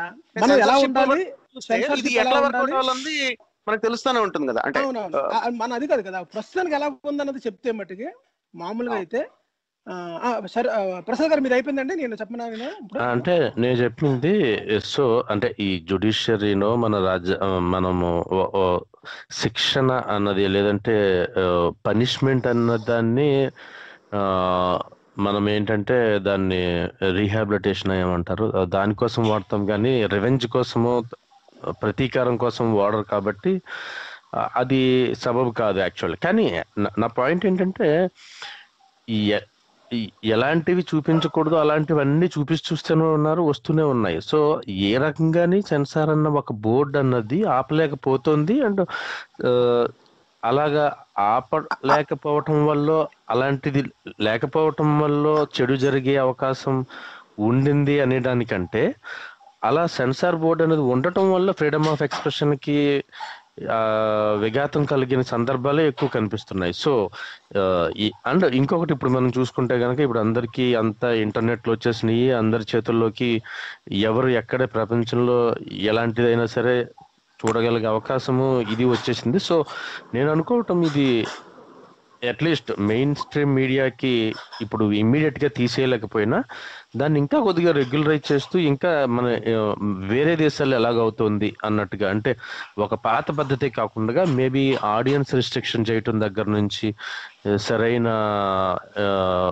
ముందు వేసే రెగ్యులేటరీ ఇవి పబ్లిష్ చేయటం దగ్గర నుంచి చేయలేము. బట్ ఇప్పుడు చాలా చేంజెస్ అన్నది చాలా తొందరగా వచ్చేస్తున్నాయి సోషల్ మీడియాతో. సో ద సేమ్ కంటెంట్ ని మీరు టీవీలో చూడగలుగుతున్నారు. సో అక్కడ ఆర్గ్యుమెంట్ అంత స్ట్రాంగ్ గా కనపట్లేదు. ఒక సెన్సర్షిప్ మెయిన్ స్ట్రీమ్ కి ఎందుకు ఉండాలి మరి అన్నది.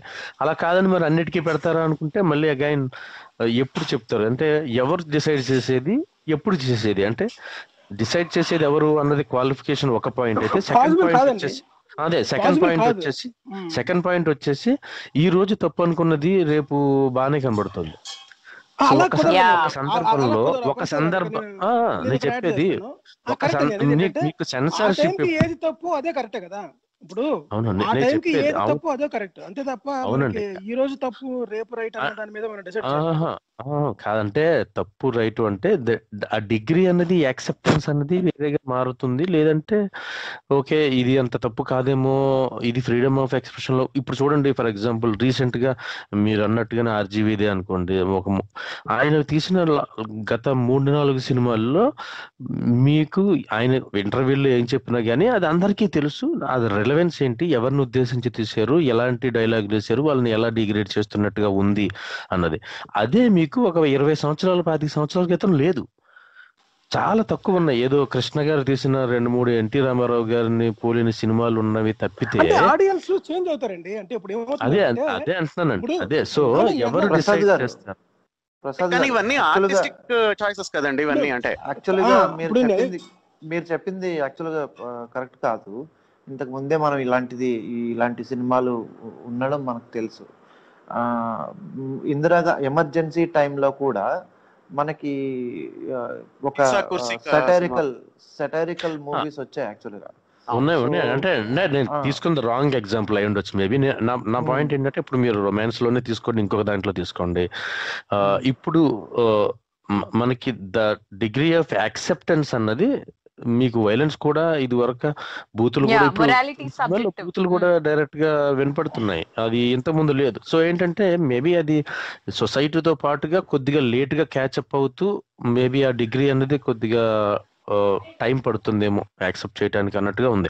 ఇప్పుడు మీరు డైరెక్ట్ గా వర్మ గారు లెస్బియన్స్ తోటి మూవీ తీస్తున్నారు అనుకోండి, యాక్చువల్గా అందులో తప్పేం లేదు కదా. అంటే లవ్ అనేది కోర్టులే మీకు ఒప్పుకుని ఇద్దరు సేమ్ సెక్స్ మ్యారేజెస్ తప్పు లేదని డిసైడ్ చేసిన తర్వాత ఆయన మూవీ తీస్తున్నారు అనుకుంటే దాన్ని మనం ఫ్రీడమ్ ఆఫ్ ఎక్స్ప్రెషన్ కింద చూడాలని ఇప్పుడు అంటున్నాం. కానీ ఇంత ఓపెన్ గా ఇలాంటి విషయం అన్నది జ్యుడిషియల్ గా కానీ కాదండి. అంటే ఇప్పుడు ఏ సబ్జెక్ట్ తీసుకోవాలన్నది డిఫరెంట్ ఇష్యూ. అంటే అది సబ్జెక్ట్ లోకి వస్తుంది, ఆ సబ్జెక్ట్ ని మనం తీసుకొని, ఎందుకంటే అటువంటి వెబ్ సిరీస్ కానీ లేకపోతే ఆల్రెడీ మన హిందీ మూవీస్ లో కానీ ఈ మన హోమోసెక్సువాలిటీ చూపించిన చాలా వచ్చినాయి అనమాట. మన ఆర్గ్యుమెంట్ కంటెంట్ మీద కాదు, మన ఆర్గ్యుమెంట్ ఏంటంటే ఈ క్యాన్సల్ కల్చర్ అనేది సినిమాలో చూపించినప్పుడు ఆ అవుట్రేజ్ అనేది ఎందుకు వస్తుంది, అది మనం దాంట్లో ఇప్పుడు ఫర్ ఎగ్జాంపుల్ మనం అనుకున్నాం కదా, ఇప్పుడు ఏదైనా ఒకటి చూపించినప్పుడు దాన్ని ఎందుకు సహించలేకపోతున్నాము, ఆ సహించలేకపోవడం అన్న దాన్ని అది సెన్సార్ వదిలిపెట్టిందని బాధ మనకి, లేకపోతే అటువంటి దాన్ని యాక్సెప్ట్ చేయలేని మనస్తత్వం మనలో ఉండడం ఫాల్టా, అది కీ పాయింట్ డిస్కషన్ ఇక్కడ. So we are not discussing all the different ఏంటి ఓవరాల్ గా దీనికి నేను ఒక పాయింట్ యాడ్ చేస్తానండి, if you permit me. Hello, నేను ఫినిష్ చేస్తాను ఒకసారి, పాయింట్ ఫినిష్ చేసేసి. యాక్చువల్గా ఏంటంటే ఇప్పుడు ఈ మనోభావాలు దెబ్బతీయడం అన్న పాయింట్లో తీసుకుంటే ఇది వరకు, అంటే ఇక్కడ ప్రసాద్ గారి పాయింట్ ఒక్కటి చిన్న యాడ్ చేస్తాను. ఒక్క పాయింట్ ఏంటంటే ఇది వరకు మనం టాలరేట్ చేయగలిగిన దాన్ని మనం ఇప్పుడు టాలరేట్ చేయలేకపోతున్నాం అన్నమాట. అప్పుడు రైట్ అనిపించింది, ఇప్పుడు తప్పు అనిపించడం కాదు అక్కడ. ఏంటంటే మనలో నరనరాల్లోని పూర్తిగా ఒక రకమైన భావజాలం, ఈ భక్తి భావజాలం కానీ లేకపోతే మన ఈ రిలీజియన్ భావజాలం కానీ పూర్తిగా నిండిపోయింది అనుకోండి. ఇప్పుడు హీరోల్ని, సెలబ్రిటీస్ని ఎలాగైతే మన ఆరాధ్య దైవాలుగా భావిస్తున్నామో అదే విధంగా పురాణాల్లో ఉన్న పాత్రలను కూడా ఆరాధ్యాలుగా మనకి ఒక రోల్ మోడల్గా భావించడం ద్వారా ఏమవుతుందంటే వాళ్ళని ఏమైనా సరే అంటే ఇప్పుడు పవన్ కళ్యాణ్ కానీ లేకపోతే జూనియర్ ఎన్టీఆర్ని కానీ ఏమనంటే ఎలా రియాక్షన్ అయితే వస్తుందో అలాగే పురాణ పురుషుల్ని అన్నప్పుడు కూడా ఆ రియాక్షన్ వస్తుంది అనమాట. అంటే ఇది ఆడియన్స్లోని నరనారాల్లో జీర్ణించుకుపోయినా it is not in healthy situation. యాక్చువల్గా అలా ఉండకూడదు అనమాట. అండ్ ఓవరాల్ కంక్లూజన్ ఏంటంటే అది ఉండడం రైటా రాను కాదు, అది అసలు ఉండకూడదు. అది అటువంటిది ఉండడం ద్వారానే మనకి ఈ కల్చరల్ క్లాషెస్ అనేవి ఆర్ట్ ఫామ్ని ఏ ఫామ్లో చూసినా సరే, ఒక పెయింటింగ్ రూపంలో చూసినా లేకపోతే ఒక పుస్తకంలో రాసినా, అది చరిత్రే అయినా, అటువంటి ఈవెన్ అప్పుడు అంబేద్కర్ గారు లాంటి వ్యక్తి కూడా వచ్చి బయటికి మనకి దాన్ని పూర్తిగా అన్ని పురాణాలు చదివి చెప్పినా సరే దాన్ని కూడా వ్యతిరేకించే స్థాయి ఉంది. అంటే ఆ రోజు ఏ పుస్తకం అయితే వచ్చిందో దాన్ని 20 years తర్వాత ఎప్పుడన్నా పబ్లిష్ చేసిన తర్వాత కూడా సగం మంది చదివి సగం మంది చదవకుండా అటువంటి దాన్ని సబ్జెక్ట్గా తీసుకొని ఈరోజు మీరు సినిమా చేస్తే వెంటనే మీరు దాన్ని బ్యాన్ చేయమనే ఒక ఏదో ప్రభుత్వం నుంచి కానీ లేకపోతే సోషల్ మీడియా నుంచి కానీ ఉంటుందన్నమాట. ఈ క్యాన్సల్ కల్చర్ అనేది ఏంటంటే ఒకళ్ళని పూర్తిగా తొక్కి పెట్టేసి ఒకళ్ళని బాగా అంటే అసభ్యకరంగా దూషిస్తూ తిడుతూ అది తెలిసిపోతుంది అనమాట. ఆ కంటెంట్ అంటే ఇప్పుడు మనం కూర్చోలేదు సెన్సార్ బోర్డు చైర్లోని మనకు తెలిసిపోతుంది అనమాట వాళ్ళు ఏ ఉద్దేశంతో తీసారు, ఇంటెన్షన్ ఏంటన్నది. అటువంటి ఇంటెన్షన్ అటువంటి ఉద్దేశము మనకి లేనప్పుడు, మనం నిజాయితీగా సినిమా తీయలేనప్పుడు, వెనకాల బ్యాక్గ్రౌండ్లో వాళ్ళ ఇంటెన్షన్ వేరే ఉన్నప్పుడు దాని మీద ఇన్వెస్టిగేషన్ జరిగి అసలు ఎందుకు తీశారన్నది చేయడం అన్నది ఒకటి హెల్తీ సిచ్యుయేషన్. దాని మీద అయితే రావచ్చు, తప్పులేదు. కానీ వచ్చిన ప్రతి దానికి కూడా మా వైపు వీళ్ళు మా కల్చర్ని కానీ మా రిలీజియన్ కానీ చేస్తున్నారనేది ముఖ్యంగా మనం చూస్తుంటాం. ఇస్లామిక్ రిలీజియన్లోని చాలా స్ట్రిక్ట్గా ఉంటాయి అనమాట. అంటే ఒక కార్టూన్ వేసినా లేకపోతే మహమ్మద్ అని ఆ పేరు ఉపయోగించినా సరే చాలా అవుట్రేజ్ వస్తుంది అనమాట. అంత అవుట్రేజ్ రావడం ద్వారా వాళ్ళు బాగా ప్రొటెక్టివ్గా ఉన్నారు, వాళ్ళు ఐక్యమత్యంగా ఉన్నారు. అటువంటి ఐక్యమత్యం మనలో లేదు. మనం కూడా వాళ్ళలా ఉంటే ఎవడైనా మన మీద సాహసిస్తాడా అన్న భావజాలం బాగా ఉండిపోయింది అనమాట. అది మంచిది కాదు. పూర్తిగా చాలా మంది ఏంటంటే అలా ఉండడం ద్వారానే ఒక రిలీజియన్ కాపాడబడుతుంది అనుకుంటే రిలీజియన్ నిజంగా అటువంటి భావజాలం వల్ల కాపాడబడజాలదు. రిలీజియన్ ఎప్పుడు కూడా దాంట్లో ఉన్న సంస్కరణల ద్వారానే అది ప్రిజర్వ్ అవుతుందే తప్ప దాంట్లో ఉన్న ఈ మనోభావాలు దెబ్బతీయడము లేకపోతే దాన్ని మీరు ఎవరు అనడానికి వీల్లేదు, దాన్ని ప్రశ్నించడానికి వీల్లేదు అన్నప్పుడు మాత్రం ఇది ఇంకా అధోగతికి వెళ్ళిపోతుంది అనమాట. సో మీరు అంటుంది సెన్సర్షిప్ అనేది విమర్శకి వ్యతిరేకంగా గురిపెట్టి కాల్ చేసే వ్యవస్థ కాదన్నారు. అదే కదా అంటే మీరు అంటుంది. అంటే విమర్శను తీసుకోగలగాలి మామూలుగా బై అండ్ లార్జ్ సమాజం, కానీ విమర్శని ఎదుర్కొనడానికి ఒక సాధనంగా వాడుకోకూడదు సెన్సర్షిప్ అనేది. వాడుకోకూడదు. మన ఎప్పుడు కూడానండి ఈ లాస్ ఎప్పుడు కూడా అబ్యూజ్ చేయడానికి మాత్రమే ఉపయోగిస్తారు.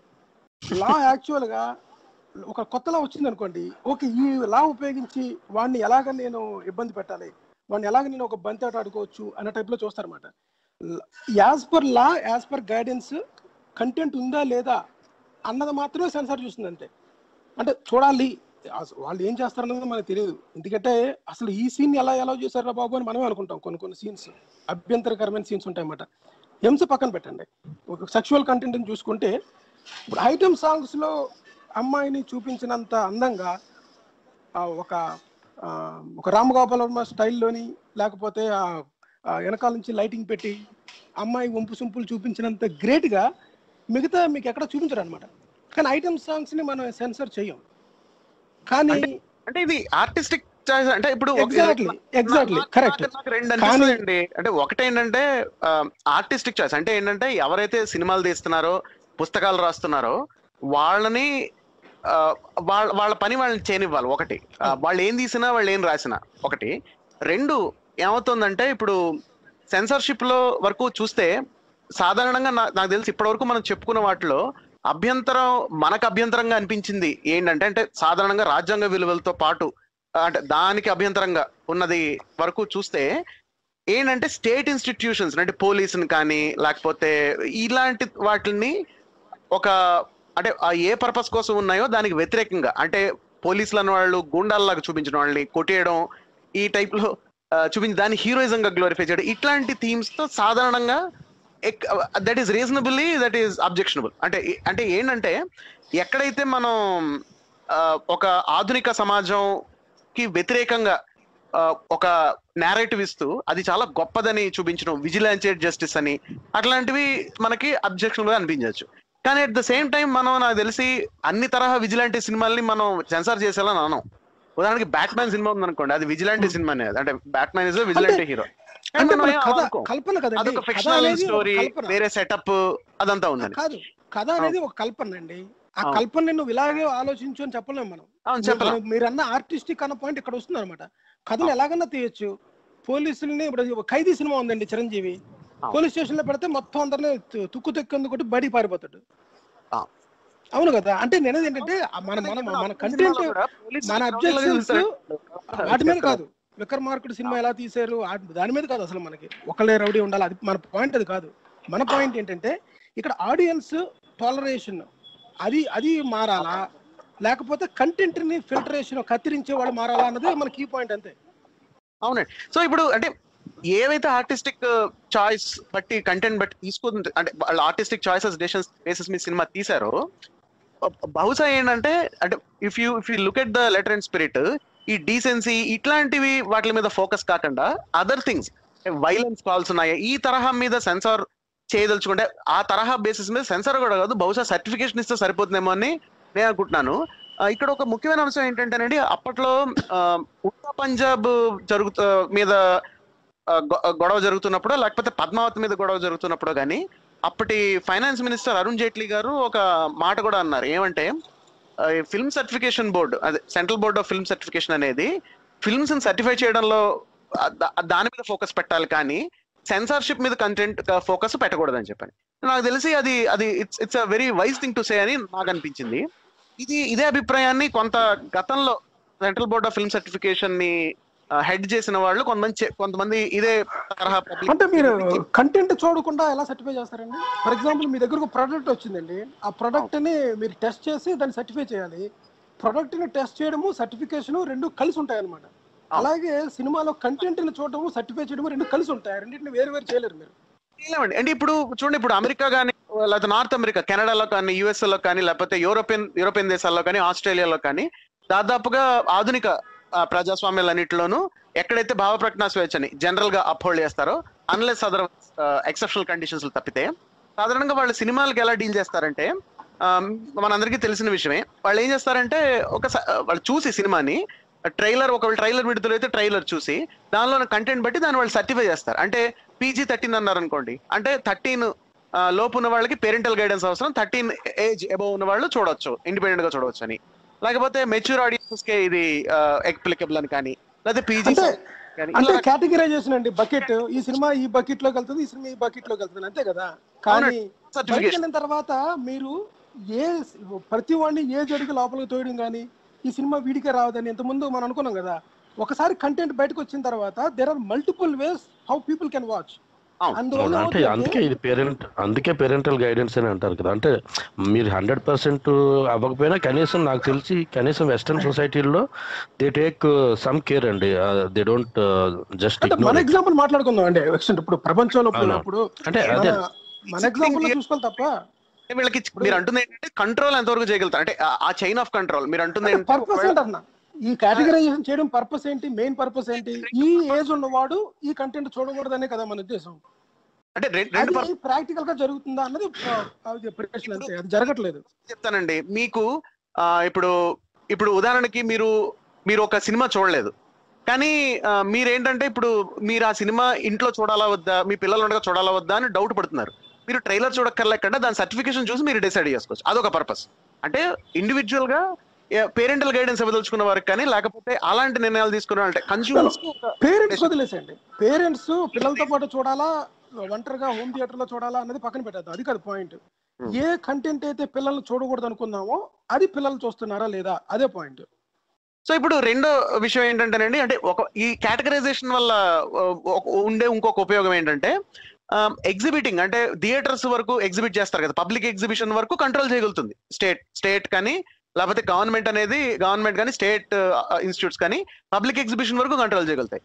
ప్రైవేట్ గా ఎవరైనా ఇంటర్నెట్ లోంచి డౌన్లోడ్ చేసి చూసుకుంటున్నారా ఏంటి అన్నది ఆ విషయం అనేది అది వ్యక్తిగత విషయం. రెండు ఏంటంటే పిల్లలు ఎంతవరకు ఇంటర్నెట్ యాక్సెస్ చేస్తున్నారని పెద్దవాళ్ళు నిఘా పెట్టుకుంటున్నారా చూస్తున్నారా, parental monitoring in general aspects అనేది రెండో అంశం.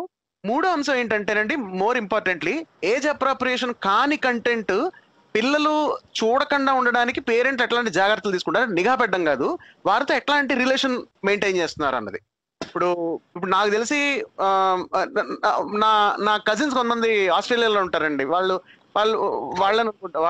కొంతమంది నన్ను అడిగారు, సారీ నా చుట్టాల్లో కొంతమంది పిల్లలు అడిగారు, గేమ్ ఆఫ్ థ్రోన్స్ మేము చూడమా అని చెప్పని. నేను చెప్పాను అది మీ ఏజ్ అప్రోప్రియేట్ కాదు, అది మీరు 18 వచ్చిన తర్వాత మీరు చూడండి అని చెప్పాను. సో అంటే ఇక్కడ ఏంటంటే వాళ్ళు ఇంతకు చూడలేదు యాక్చువల్గా, అంటే వాళ్ళు somehow they were convinced with what I said. అంటే నేను అంటుంది ఏంటంటే అంటే మనం అంటే మనం పిల్లల్ని ఇంట్లో ఉన్న మన పిల్లలకి పేరెంట్స్ కి మధ్యన ఎట్లాంటి కల్చరల్ ఇంటరాక్షన్. ఇప్పుడు బాహుబలి చూడొచ్చు అంటారు అయితే పిల్లలు.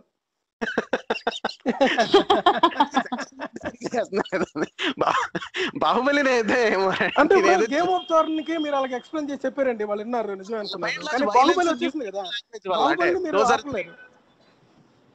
అవునండి, unfortunately whatever be the reason, బాహుబలిని అయితే ఆపలేం మనం. అంటే ఇక్కడ ఏంటంటే ఇక్కడ జరుగుతుంది ఏంటంటే ఏజ్ అప్రోప్రియేషన్ అనేది సెన్సార్ బోర్డు నిజంగా ఎంతవరకు చేస్తుంది అనేది నిజంగా ప్రశ్నార్థకమే.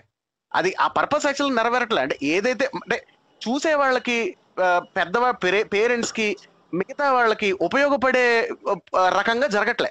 అంటే ఆ మేరకు నిర్ణయాలు తీసుకునే రకంగా ఉపయోగపడే సమాచారాన్ని సెన్సార్ ఈ ఫిల్మ్ సర్టిఫికేషన్ బోర్డు నుంచి అయితే రావట్లే. వాళ్ళు ఏదో వాళ్ళ ప్రపంచంలో వాళ్ళు పెట్టుకున్న రూల్స్ బట్టి, వాళ్ళకి వస్తున్న బయట నుంచి వస్తున్న ధమ్కీలు బట్టి, లేకపోతే వాళ్ళకి ఒక ఆయన అయితే ఈ మధ్య ఆయన ఊష్ చేస్తారు central board of film certification ఆయన అయితే ప్రభుత్వం నుంచి ఆయన పైనుంచి ఆర్డర్స్ వచ్చాయంట, ఒక పలానా సినిమా కట్స్ లేకుండా నువ్వు విడుదల చేయించావని చెప్పాను, అది నువ్వు అలౌ చేసావా నేను పీకేశారని ఆయన పబ్లిక్ ఇచ్చాడు స్టేట్మెంట్. సో ఇలా ఏంటంటే ఒక కోటరీ లాగా తయారు చేసుకున్న దాన్ని ఏదో కక్షలు సాధించడానికి దానికి పెట్టుకోవడం అన్నది అదేదో ప్రైవేట్ వ్యవహారం కింద తయారైంది. అలాగా ఊరికే ఏదో దాన్ని ఎవరైతే కంట్రోల్ చేస్తున్నారో వాళ్ళు దాన్ని వాడుకుని అంతేనండి. సిబిఐ కూడా అంతే, ఇన్కమ్ ట్యాక్స్ డిపార్ట్మెంట్ కూడా అంతే. ఇప్పుడు దానివల్ల విశ్వనాథ్ గారు చెప్పండి. విశ్వనాథ్ గారు ఇప్పుడు 2 ఆస్పెక్ట్స్ లో మనం చూడాలండి. ఇందులో ఇందాక శరత్ చెప్పినట్టుగా ఒక అరుణ్ జైట్లీ గారి ఎగ్జాంపుల్ ఇచ్చారు. ఫిలిం సెన్సార్ బోర్డు యొక్క రోలు ఓన్లీ దాన్ని గ్రేడింగ్ చేసి ఎలా అయితే మనకి ఏ ఆడియన్స్కి అయితే అది రీచ్ కావాలో అంత దానికి గైడ్ లైన్స్ ఇవ్వడం వరకే.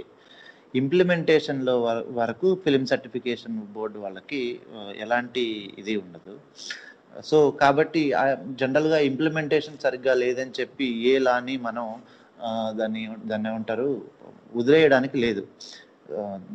ప్రొడ్యూసర్స్ ఉన్నారో, ఎవరైతే ఆర్ట్ని ప్రమోట్ చేయాలని అనుకునేటటువంటి ఓనర్స్ ఎవరైతే ఉన్నారో వాళ్ళందరికీ ఈ ప్రెజర్, సోషల్ ప్రెజర్ అనేది క్రియేట్ అవుతుంది.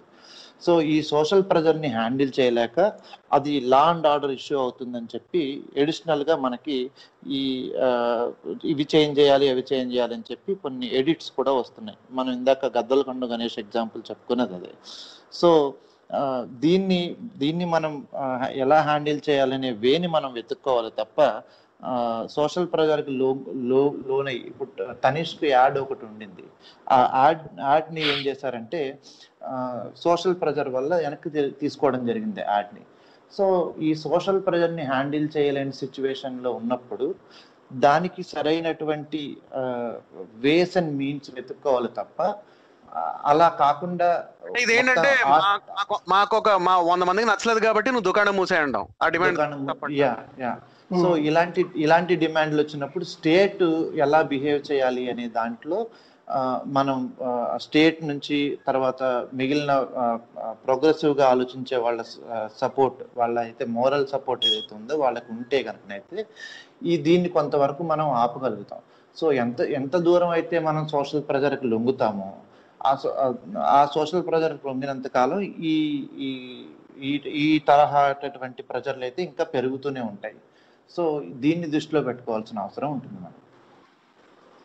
అంటే బాటమ్ లైన్ 2 లైన్స్ అండి. ఇంతకీ సెన్సార్ కంటెంట్ కట్ చేయాలా కట్ చేయకూడదా? సెన్సార్ బోర్డు ఇందాక శరత్ గారు చెప్పినట్టుగా శరత్ గారు అరుణ్ జైట్లీని పక్కన పెట్టేద్దామండి. అసలు సెన్సార్ బోర్డు కొన్ని ఇన్స్ట్రక్షన్స్ ఏంటి అది నా క్వశ్చన్. మనం సెన్సార్ బోర్డు సర్టిఫికేషన్ గ్రేడింగ్ ఇవ్వటం వరకే దాని యొక్క రోల్. అయితే కట్ చేయకూడదు అనమాట. కట్ చేసినప్పుడు సెన్సార్ బోర్డు మీద కేసు పెట్టచ్చు. అలాంటి లేవు కదా. నేను అనేది ఏంటంటే సెన్సార్ బోర్డు సినిమా చూపించినప్పుడు ఏం చెప్తున్నారు? మీకు అభ్యంతరకరమైన ఉంటే మార్పులు చేయమని చెప్తున్నారా? అభ్యంతరకరంగా ఉంటే కట్ చేసి సినిమాని రిలీజ్ చేస్తున్నారా అన్నది పాయింట్. సెన్సార్ బోర్డు రూల్స్ ప్రకారం అంటే వాళ్ళకి చట్ట ప్రకారంగా ఉన్న అధికారం ప్రకారం వాళ్ళు కట్స్ చెప్పవచ్చు, సినిమాని సెన్సార్ సర్టిఫికేషన్ ఇవ్వకుండా ఆపేయవచ్చు. ఎగ్జాక్ట్లీ నా పాయింట్ అదే. అది ఉంది కదా రూల్ ప్రకారం వాళ్ళు చేస్తున్నారు. ఆ రూల్ ప్రకారం చేస్తున్నారు. అంతే అయిపోయింది. నేను అరుణ్ జైట్లీ గారు చెప్పారా శరత్ గారు చెప్పారా అన్నది పాయింట్ కాదు. ఇక్కడ మనం ఎలా ఉంటే బాగుంటుందో చెప్పడం కాదు. What is currently they are doing, are they doing according to their instructions అన్నదే పాయింట్. అంటే ఇది ఒకటండి. ఇప్పుడు అంటే వాళ్ళకి ఇచ్చిన చట్టం అంటే వాళ్ళ చట్ట ప్రకారంగా ఉన్న అధికారాల్లో ఏది ప్రయారిటీ తీసుకోవాలి ఏది ప్రయారిటీ తీసుకోకూడదు అన్నది ఏమి లేదు. వాళ్ళు ఏం చేస్తారంటే ఇందులో మీకు CBFC central board of film certification head ఎవరున్నారు అన్న దాన్ని బట్టి ఇది ఎట్లా రన్ అవుతుంది అంటే దీంట్లో ఏవి ప్రయారిటీ వెళ్తున్నాయి దీనిలో ఏవి ప్రయారిటీ వెళ్ళట్లేదు అనేవి బాగా డిపెండ్ అవుతున్నాయి. ఇందులో ఏంటంటేనండి మీరు రీజనల్ లెవెల్లో ఇది నాకు తెలిసి తెలుగు సినిమా డైరెక్టర్లు చాలా మంది చెప్పారు, ప్రొడ్యూసర్లు కూడా వాళ్ళ ఇంటర్వ్యూలో చెప్పిన విషయం ఏంటంటే ఇక్కడ for example regional A office కి అయితే తీసుకెళ్తున్నారు, సిబిఎఫ్సి ఆఫీస్ ఉదాహరణ హైదరాబాద్ ఆఫీస్ కి తీసుకెళ్లి సెన్సార్ చేస్తుంటే ఒక రకంగా కట్స్ వస్తాయి, వాళ్ళకి వేరే రాష్ట్రానికి తీసుకెళ్లి చూపిస్తే ఇంకో రకంగా కట్స్ వస్తాయి. అంటే ఇక్కడ చాలా లెవెల్స్ ఆ స్టేట్ లో సెన్సార్ బోర్డు మెంబర్స్ ఉన్నారు. అయితే ఇంకా ఆరోపణలు ఏంటంటే సెన్సార్ బోర్డ్ మెంబర్ కి సంబంధించిన రిలేటివ్స్ ని సినిమాల్లో తెలుగుగా పెట్టుకోవటం దాని ద్వారా అన్నది కూడా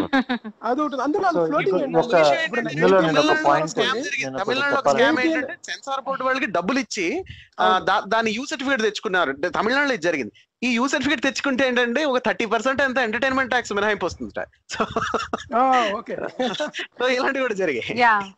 సో ఇక్కడ సెన్సార్ బోర్డ్ రూల్ ప్రకారం ఒక స్టేట్ లో కనుక సెన్సార్షిప్ వచ్చిందంటే వేరే స్టేట్ లో వాళ్ళు రివ్యూ చేయడానికి లేదు. అంటే స్టేట్ వరకు వచ్చినా సరే నేషనల్ వైజ్ కూడా అంతే. సో అలాంటప్పుడు ఏం చేస్తారంటే ఎవరైతే లిబరల్ గా మన ప్రొడక్ట్ ని సెన్సార్ చేసి మనకి తక్కువ కట్స్ తోటి తక్కువ బీప్స్ తోటి మనకి ఎవరైతే అవుట్పుట్ని ఇవ్వగలుగుతారో వాళ్ళని ఒక ప్రొడ్యూసర్గా ఫర్ ఎగ్జాంపుల్ నేను ప్రొడ్యూసర్ని అయితే వాళ్ళ వరకు వెళ్ళి వాళ్ళ దగ్గర నేను సర్టిఫికేషన్ తెచ్చుకుంటాను. ఫర్ ఎగ్జాంపుల్ షకీలా సినిమాలు ఉన్నాయనుకోండి, అవి కేరళలో సెన్సార్ బోర్డు U/A సర్టిఫికేట్ తెచ్చుకుని వచ్చేస్తాయి. అదే షకీలా సినిమాని తీసుకొచ్చి ఇక్కడ ఆంధ్రప్రదేశ్లో కనుక సర్టిఫికేషన్ ఇమ్మని అడిగితే సర్టిఫికేషన్ ఇవ్వరు. సెన్సార్ బోర్డు ఇది బాగాలేదు అని చెప్పి దాన్ని పక్కన పెట్టేస్తుంది. సో దాన్ని దృష్టిలో పెట్టుకుని ఏం చేస్తారంటే ప్రొడ్యూసర్స్ దానికి తగ్గట్టుగా వాళ్ళు వ్యవహరిస్తూ ఉంటారు. సో అంటే ఇచ్చిన సర్టిఫికేట్ ఇచ్చినా ఇవ్వకపోయినా అమెజాన్ లో రిలీజ్ అయిన తర్వాత అందరూ చూస్తారు కదా. ఇప్పుడు వచ్చిందండి కదండి. ప్రస్తుతానికైతే ఓటీటీ ప్లాట్ఫామ్ లో ఉన్నటువంటి మూవీస్ కి సెన్సార్షిప్ పూర్తిగా లేదు. ఇక దీనిపైన పెట్టాలని చెప్పి మనకి ప్రపోజల్స్ ఉందిలేండి. అంటే చూడండి రామ్ గోపాల్ జిఎస్టీ సినిమా తీసిన దగ్గర నుంచి ఉంది ఇది. ఏది మన మొబైల్ యూట్యూబ్ దానికి సర్టిఫికేషన్. కానీ యాక్చువల్లీ ఓటీటీలో మంచి కంటెంటే వస్తుంది చూస్తే. సెన్సార్షిప్ లేకపోవడం వల్ల పిచ్చిగా రావటం అన్నది కూడా ఏమీ లేదు. ఇక్కడ ఒకటండి, ఇప్పుడు నెట్ఫ్లిక్స్ నోటోరియస్ అయిపోయింది అంటే ఫ్రంటల్ న్యూడిటీ ఎక్కువ ఉండి లేకపోతే చాలా గోర్ వైలెన్స్ ఉండి చెప్పకుండా, అంటే ఫర్ ఎగ్జాంపుల్ ఆ కంటెంట్ ఈ సినిమాలో వైలెన్స్ ఎక్కువ ఉంటుంది, ఇది ఏజ్ అప్రాప్రియేషన్ వాళ్ళు ఇవ్వకుండా, నెట్ఫ్లిక్స్ ఒకవేళ వాడంతటి వాడు ఇవ్వకుండా రిలీజ్ చేస్తున్నారు, నోటోరియస్ తయారవుతుంది. అంటే వాళ్ళు దే డోంట్ వాంట్ దేర్ అది కూడా ఉంటుంది. అంటే ఇక్కడ మనం దీన్ని బిజినెస్ గానే చూడాలండి. అంటే మన టార్గెట్ ఆడియన్స్ ఎవరున్నారు దీన్ని బిజినెస్ గానే చూడాల్సి ఉంటుంది. టార్గెట్ ఆడియన్స్ సినిమాల్లోని ఆర్ రేటెడ్ మూవీస్ ఓవరాల్ గా ఉన్నాయి. మనం ఓన్లీ ఇండియా మట్టుకే పరిమితం అవుదాం. నేను ఇండియా వరకే నేను కూడా చెప్తాను.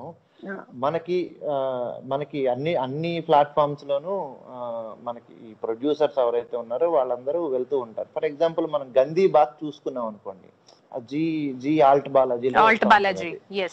బాలాజీలో వస్తూ ఉంటది. ఈ గందీ బాత్ ని ఆడియన్స్ ఎంతమంది ఉన్నారు అనేది మనం చూసుకుంటే మనం తక్కువే ఉంటారు జనరల్ గా. అలాగే ఫ్యామిలీ మ్యాన్కి ఉన్న ఆడియన్స్ చాలా సూపర్ హిట్ అయిన ఫిలిం, చాలా ఎక్కువ ఆడియన్స్ చూసారు ఈ ఫిల్మ్ ని. సో ఆడియన్స్ అందరూ కరెక్ట్ అయిపోయి ఓన్లీ అదే కావాలని అనుకుంటలేదు. కానీ ఎవరైతే టార్గెట్ ఆడియన్స్ ప్రొడ్యూసర్ చూస్ చేసుకోవాల్సి ఉంటుంది, అది టార్గెట్ ఆడియన్స్ ఎవరైతే ఉన్నారో వాళ్ళకి సంబంధించినంత వరకు గందీబాత్ చూసేవాళ్ళు గందీబాత్ చూస్తారు. అలాగే మనకి ఆహా అనే యాప్ లాంచ్ చేస్తూ అల్లు అరవింద్ గారు ఏం మాట్లాడతారంటే లాంచింగ్ లో, మాదంతా పూర్తిగా బోల్డ్ కంటెంటే ఉంటుంది మా దాంట్లో అని చెప్పి మాట్లాడుతూ ఉంటారు. సో అర్థం ఏంటంటే బోల్డ్ కంటెంట్ అంటే ఆయన ఉద్దేశంలో ఏంటంటే విచ్చలవిడి శృంగారము, తర్వాత విచ్చలవిడి హింస మా దాంట్లో ఉంటుంది అని చెప్పి చెప్పడం అనమాట. అంటే ఆ టైప్ ఆఫ్ ఆడియన్స్ మా దగ్గరకు రండి అని చూసుకోండి అని చెప్పి చెప్పడం అనమాట. సో హిస్ టార్గెట్ ఆడియన్స్ అవి, అంటే ప్రొడ్యూసర్ కి టార్గెట్, ఇది బిజినెస్ కిందే చూడాలి తప్ప దాంట్లో మోరల్ వాల్యూస్ కానీ లేదంటే మన రాజ్యాంగానికి సంబంధించినవి చట్టపరంగా ఉన్నటువంటి హర్డిల్స్ మనం టోటల్ గా movie industry is a business అండి. అది దెన్ ఈజ్ నో వేర్. మనం ఏంటంటే మొత్తం డిస్కషన్ చేసి చివరికి అదంతా సినిమా అండి కమర్షియల్ అని మన ఏంటి ఫైనల్ కామెంట్ కాదు. నేను అనేది ఏంటంటే ఎవ్రీథింగ్ ఇస్ బిజినెస్.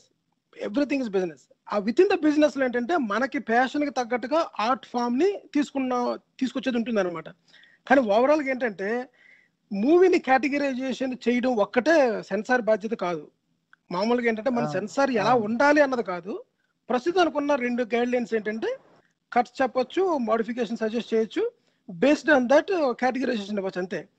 అవి లేనప్పుడు అరుణ్ జైట్లీ గారు లాంటి వాళ్ళు ఏంటంటే కొత్త రూల్ తీసుకురావాలన్నమాట. సెన్సార్ అసలు ఎప్పుడు కట్ చేయడానికి వీల్లేదు, ఇది దేనికి క్వాలిఫై అవుతుందో దానికి క్వాలిఫై చేసి నోరు మూసుకొని స్టాంప్ వేసి వెళ్ళిపో నువ్వు అన్నది సెంట్రల్ గవర్నమెంట్ నుంచి రాలేదు కదా. అంటే అలా కదండి గోవింద్ గారు, ఇప్పుడు 2 ఉంటాయండి. ఏ చట్టం అయినా సరే, ఏ వ్యవస్థ పనితీరైనా in letter in spirit. General గా in letter in that is true. మీరు చెప్పింది కరెక్ట్. లెటర్ ఇన్ స్పిరిట్ అని 2 ఉంటాయండి. ఇన్ లెటర్ అండ్ స్పిరిట్ పనిచేయాలి. సో మీరు చెప్తుంది ఏంటంటే వీళ్ళు ఇప్పుడు సాధారణంగా ఇలాంటి కేసుల్లో ఏంటంటే సెన్సార్ బోర్డు కాదు, అది యాక్చువల్ గా అది సెంట్రల్ బోర్డ్ ఆఫ్ సర్టిఫికేషన్ అనేది. ఇది ఓవరాల్ మీరు అన్నారు కదండి డబ్బులు ఇచ్చి ఇన్ఫ్లుయెన్స్ చేయొచ్చు అని. స్పిరిట్ ని ఇన్ఫ్లుయెన్స్ చేయొచ్చు, by letter important, as per లా అక్కడ ఏముంది అన్నది ఇంపార్టెంట్. వీళ్ళు బై లెటర్ చేస్తున్నారు, వీళ్ళు బై స్పిరిట్ చేయట్లేదు, అదే అన్నాను. ఇప్పుడు వీళ్ళు బై లెటర్ చేసినప్పుడు ఏమవుతుందంటే ఆ లెటర్ లో ఇప్పుడు వాళ్ళకున్న రూల్స్ లో ఒకటే ఉంటుందండి డీసెన్సీ అని చెప్పని, మిగతా ఇంకా ఒక బొచ్చుడు ఇంకా వేరే కూడా ఉంటాయి. అంటే ఏవి అనేది ఇంకా ప్రమాదకరం ఉండవచ్చు అన్నది. సో ఆ సెన్స్ ఆఫ్ జడ్జిమెంట్ అన్నది ఇప్పుడు ఉదాహరణకి బోర్డు లో ఉన్న మెంబర్స్ ని బట్టి కూడా ఉంటుందండి. బ్రాడర్ పర్స్పెక్టివ్ మనకు తెలుసు కదండి గోవింద్ గారు. నేను అదే మనం ఏంటంటే అది పీపుల్ మీద డిపెండ్ అయి ఉంటుంది, అది డిపెండ్స్ ఆన్ సిచ్యుయేషన్, అలాంటి పాయింట్ కాదు అనేది. నేను ఏంటంటే యాజ్ ఆఫ్ టుడే రూల్ ప్రకారంగా వాళ్ళకున్న పరిధిలో చేస్తున్నారా లేదా, ఏ పరిధిలో చేయాలని మనం ఎక్స్పెక్ట్ చేస్తున్నామో ఆ పరిధిలో చేయాలంటే ఏ లా మార్చాలి, అది నేను అడిగేది. అంటే ఇప్పుడు వాళ్ళకున్న పరిధిలోనే చేస్తున్నారండి, ప్రస్తుతం చేస్తున్నది వాళ్ళ పరిధి ఉన్నదే. కానీ సమస్య ఏమవుతుందంటే దాటి చేస్తున్నారు ఒకటి ఉంది. ఇంకొకటి ఏంటంటే ఈ పరిధి అనేది ఇప్పుడు మీరు దాన్ని ఫ్రేమ్ చేసినప్పుడే చాలా బ్రాడ్ గా ఫ్రేమ్ చేశారు అనుకోండి. మనం గత వారం కూడా చెప్పుకున్న యాంటీ కన్వర్షన్ లాస్ లో కొన్ని చట్టాలు ఏంటంటే అవి స్పెసిఫిక్ గా ఉండకుండా బ్రాడ్ గైడ్ లైన్స్ ఇచ్చాయనుకోండి, మీరు దాంట్లో చాలా ఆడుకోవచ్చు. అంటే మీ గ్రౌండ్ పెద్దదైతే మీరు క్రికెట్ ఆడొచ్చు, ఫుట్బాల్ ఆడొచ్చు, గోల్ఫ్ కూడా ఆడొచ్చు ఇంకా పెద్ద అయితే. కానీ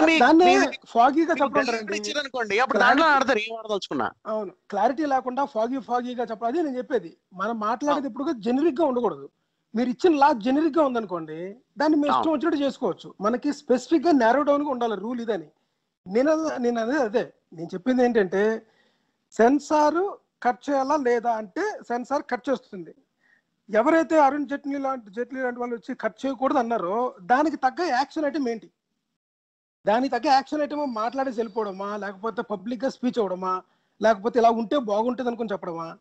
How do you make and what is the action item you have to do in order to keep that censor board in line?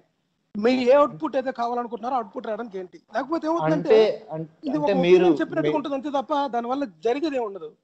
అంటే గోవింద్ గారు మీరు కరెక్ట్ పాయింటే చెప్పారు. యాక్చువల్గా సెన్సార్ బోర్డు కనుక స్పెసిఫిక్గా ఇవి ఉండకూడదు, ఈ గైడ్ లైన్స్ అలా ఒక ఫర్నల్ లాగా తీసుకుని చివరికి వచ్చేటప్పటికి మనకి మిగిలేది ప్రెసిపిరేటే మిగలాలనే టైప్లో మనం కనుక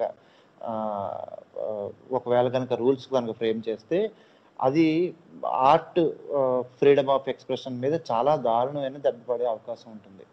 కాబట్టి దానికి విఘాతం కలగకుండా చేయాలి అంటే దాన్ని ఏమంటారు, అంత స్పెసిఫిక్గా కాకుండా జనరల్గా ఉండడం బెటరు. నెక్స్ట్ ఇంకొకటి ఏంటంటే, ఈ స్పెసిఫిక్గా చేయడంలో ఉన్నప్పుడు ఇండివిజువల్గా ఎవరైతే సెన్సార్ బోర్డులో బోర్డు మెంబర్స్ గాను అధ్యక్షుడిగా ఎవరైతే ఉంటారో వాళ్ళ ఇండివిజువల్ పర్సెప్షన్స్ కూడా దీంట్లో మ్యాటర్ అవుతాయి. ఫర్ ఎగ్జాంపుల్ నా సెన్సిబిలిటీస్, ఫర్ ఎగ్జాంపుల్ నేను ఒక పాన్ చూశాను అనుకోండి, నాకున్న సెన్సిబిలిటీస్కి వేరే నా పక్కన ఉన్న అతనికి ఉన్నటువంటి సెన్సిబిలిటీస్కి డిఫరెన్స్ ఉంటాయి. కాబట్టి ఆ డిఫరెన్సెస్లో ఉన్నటువంటి ఈ తేడా ఏదైతే ఉందో ఈ తేడాన్ని దృష్టిలో పెట్టుకుని ఈ స్పెసిఫిక్గా ఇవ్వటం వల్ల ఏమవుతుందంటే కొన్ని అడిషనల్గా కొన్ని ప్రాబ్లమ్స్ వచ్చే అవకాశం ఉంటుంది. నెక్స్ట్, ఇది లా అండ్ ఆర్డర్ కనబడుతుందా లేకపోతే మామూలుగా చిన్నపిల్లల మీద ఎక్కువ ప్రభావం పడుతుందా, పెద్దవాళ్ళు మాత్రమే చూడడానికి సరిపోతుందా అని గ్రేడింగ్ ఇచ్చేటప్పుడు ఇది ఇలా ఉంది, ఇది ఉంది. బ్లడ్ ఉంటే ఫర్ ఎగ్జాంపుల్ ఎక్కువ హింస ఉంటే A certificate, blood కనబడుతుందని A certificate ఇవ్వాలని చెప్పేటటువంటి ఒక రూల్ వచ్చింది యాక్చువల్గా రీసెంట్గా. సో బ్లడ్ కనపడకుండా ఒక హింసను చూపించడం అనేది ఎట్లా కుదురుతుంది? ఫర్ ఎగ్జాంపుల్ ఒక విలన్ యొక్క విలనిస్టిక్ ఐడియాలని చూపించాలంటే అతను పొడిచినట్టు చూపించాలి. పొడిచినట్టు చూపించినప్పుడు, లేదంటే గన్తో పేల్చినట్టు చూపించాలి. చూపించినప్పుడు బ్లడ్ రాకుండా ఉండాలంటే అప్పుడు ఏ సర్టిఫికెట్ రాకుండా ఉండాలంటే ఎలా కుదురుతుంది? అలా అవ్వదు. కాబట్టి ఫిలిం మేకింగ్ అదేనండి, మనం ఇప్పుడు అదే మనం ఇక్కడ ఇలాంటి స్పెసిఫిక్స్ మాట్లాడుకుంటూ ఉంటే విల్ టేక్ హోల్ డే. నేను అనేది ఏంటంటే మనకెవరికి కూడా దేన్ని, ఏ కంటెంట్ని కట్ చేయాలి, ఏ కంటెంట్ చేయకూడదు, దేన్ని ఎవరు ఎలా వాడుకుంటారు అన్న పాయింట్ మనం డిస్కస్ చేయట్లేదు. మనం డిస్కస్ చేసేది ఏంటంటే ఏ లైన్ ఐటమ్ని ఇంట్రొడ్యూస్ చేస్తే సెన్సార్ బోర్డులో మనం అనుకున్న అవుట్పుట్ వస్తుంది. అదే specific question. What is that line? ఇప్పుడున్న గైడ్ లైన్స్ అయితే కరెక్ట్ గానే ఉన్నట్టు నా ఉద్దేశంలో. మరి ఇంకా అయిపోయింది. సో కరెక్ట్ గానే ఉన్నట్టు, కానీ దాన్ని ఈ గైడ్ లైన్స్ కాదు కదా, జనరల్ గా సెన్సార్ బోర్డు సెన్సార్ అయిన తర్వాత మీరే కదండి కరెక్ట్ గా ఉన్నాయన్నారు లైన్స్. ఆ లైన్స్ అది కాదు కదా అన్నారంటే ఇంకో లైన్ ఇది ఉందన్నమాట. అది చెప్పమని అదేం లైన్ కాదు. అదే దానికి తగ్గట్టు నేను ఇందాక ఆల్రెడీ ఈ పాయింట్ కవర్ చేశాను. సెన్సార్ బోర్డు సెన్సార్ అయ్యి వచ్చిన తర్వాత కూడా కొన్ని సోషల్ ప్రెజర్స్కి, లా అండ్ ఆర్డర్ ప్రాబ్లంతో ఉన్నాయి అని చెప్పి కొన్ని సోషల్ ప్రెజర్స్కి కొన్ని బయటకు వచ్చాయి. ఫర్ ఎగ్జాంపుల్ తనిష్క్ యాడే చూసుకుందాం, అది సెన్సార్ బోర్డు అయ్యే వచ్చింటుంది బయటకు వచ్చేటప్పటికి. కానీ దాన్ని వెనక్కి తీసుకోవడానికి రీజన్ ఏంటి? Social pressure. సో ఈ సోషల్ రెండు వేరు వేరండి. నేను ఏంటంటే సొసైటీ ఎంతవరకు మారాలన్నదాన్ని మనం ఆల్రెడీ డిస్కస్ చేసాం. మనం కంటెంట్ వరకే మాట్లాడదాం, అది వేరు. ప్రజలు అలా రియాక్ట్ అవుతారు, ప్రజలు రియాక్ట్ అవుతాం అన్నది ప్రభుత్వం మతపరంగా ఇన్వాల్వ్ అవ్వకూడదు అన్నది వేరే సంగతి. సినిమా కోసం కాదు, ఓన్లీ సెన్సార్ కంటెంట్. మతం అనే పాయింట్ కాదు, ఒక ముఠానో లేకపోతే ఒక గుంపో లేకపోతే ఒక గ్రూప్ ఆఫ్ పీపుల్ మా మనోభావాలు దెబ్బతిన్నాయని ప్రజల రియాక్షన్ పక్కన పెడదాం. ఓన్లీ సెన్సార్ ఏ కంటెంట్ కట్ చేయకూడదు, అదే కదా ఫైనల్ అవుట్కమ్. అది కదా తప్పది. యాక్చువల్ గా యాజ్ ఆఫ్ టుడేస్ రూల్స్ ప్రకారంగా కూడా కంటెంట్ ని ఫిల్టరేషన్ చేసేది ఉంది కనుక వాళ్ళ దగ్గర. ఆ రూల్ మార్చకూడదు. ఇంకా అప్పుడు అరుణ్ జైట్లీ గారు ఏం చెప్పారు? సెన్సార్ కట్ చేస్తుంది అని చెప్పారు కదా. Censor is not acting what suppose to do then. కాదండి, ఇప్పుడు గైడ్ లైన్స్ మీరు సిబిఎస్ఈ వాళ్ళ గైడ్ లైన్స్ చూస్తే కనుక ఇక్కడ విషయం ఏంటంటే వాళ్ళు క్లియర్ గా మొదట మనం గనక దాని ఫామ్ రిపోర్ట్ కనుక మనం చదివితే కనపడేది ఏంటంటే వాళ్ళ గైడ్ లైన్స్ లో ఉన్నది ఏంటంటే ప్రధానంగా వాళ్ళు చేయవలసింది సర్టిఫికేషన్. వాళ్ళు ఫిల్మ్ సర్టిఫికేషన్ చేయాలి వాళ్ళ గైడ్ లైన్స్ లో. యూ గానీ ఏ గానీ యూఏ గానీ లేకపోతే ఇంకొక ఎస్ అని ఇంకో కేటగిరీ ఉంది, 4 ఏదో చేయాలి. వాళ్ళు ఇచ్చిన దాంట్లో వీళ్ళు ఇచ్చే రిపోర్ట్ లో కూడా రెండో పాయింట్ ఏంటంటే వాళ్ళకి ఉన్న clear point, please remember that the objectives of film censorship are to ensure that the medium of film remains responsible and sensitive to the values and standards of society, that artistic expression and creative freedom are not unduly curbed, and that censorship is responsive to social change. అంటే ఇక్కడ second line మాట్లాడదాం. Second line కూడా second line మనం మాట్లాడుకోవాలంటే ఆ balance చేసుకునే ఎవరైతే board members ఉంటారో వాళ్ళ ఇండివిజువల్ దాన్ని బట్టే ఆధారపడి ఉంటుందని నేను చెప్తున్నా. అది సెకండ్ లైన్ అంటే ఒక పక్కన ఆర్టిస్టిక్ వాల్యూస్ ని పోగొట్టకుండా ఒకవైపు సొసైటీ మీద దుష్ప్రభావాలు పడకుండా చూసుకోమని. ఈ బ్యాలెన్స్ అన్నది కూడా అంత ఆర్బిటరీ కాదండి. ఇక్కడ వీళ్ళు ఇచ్చే రిపోర్ట్ లో పాయింట్ నెంబర్ 5 చదువుతున్నాను నేను. పాయింట్ నెంబర్ 5 ఏంటంటే, if you recommend this certificate or you satisfied that in the film. అంటే ఇప్పుడు వాళ్ళకి ఇస్తున్న దాంట్లో ఈ ఫలానా 10 ఇండికేషన్స్ ఇచ్చారు, అవి ఉన్నాయని మీరు అనుకుంటున్నారా అని చెప్పని.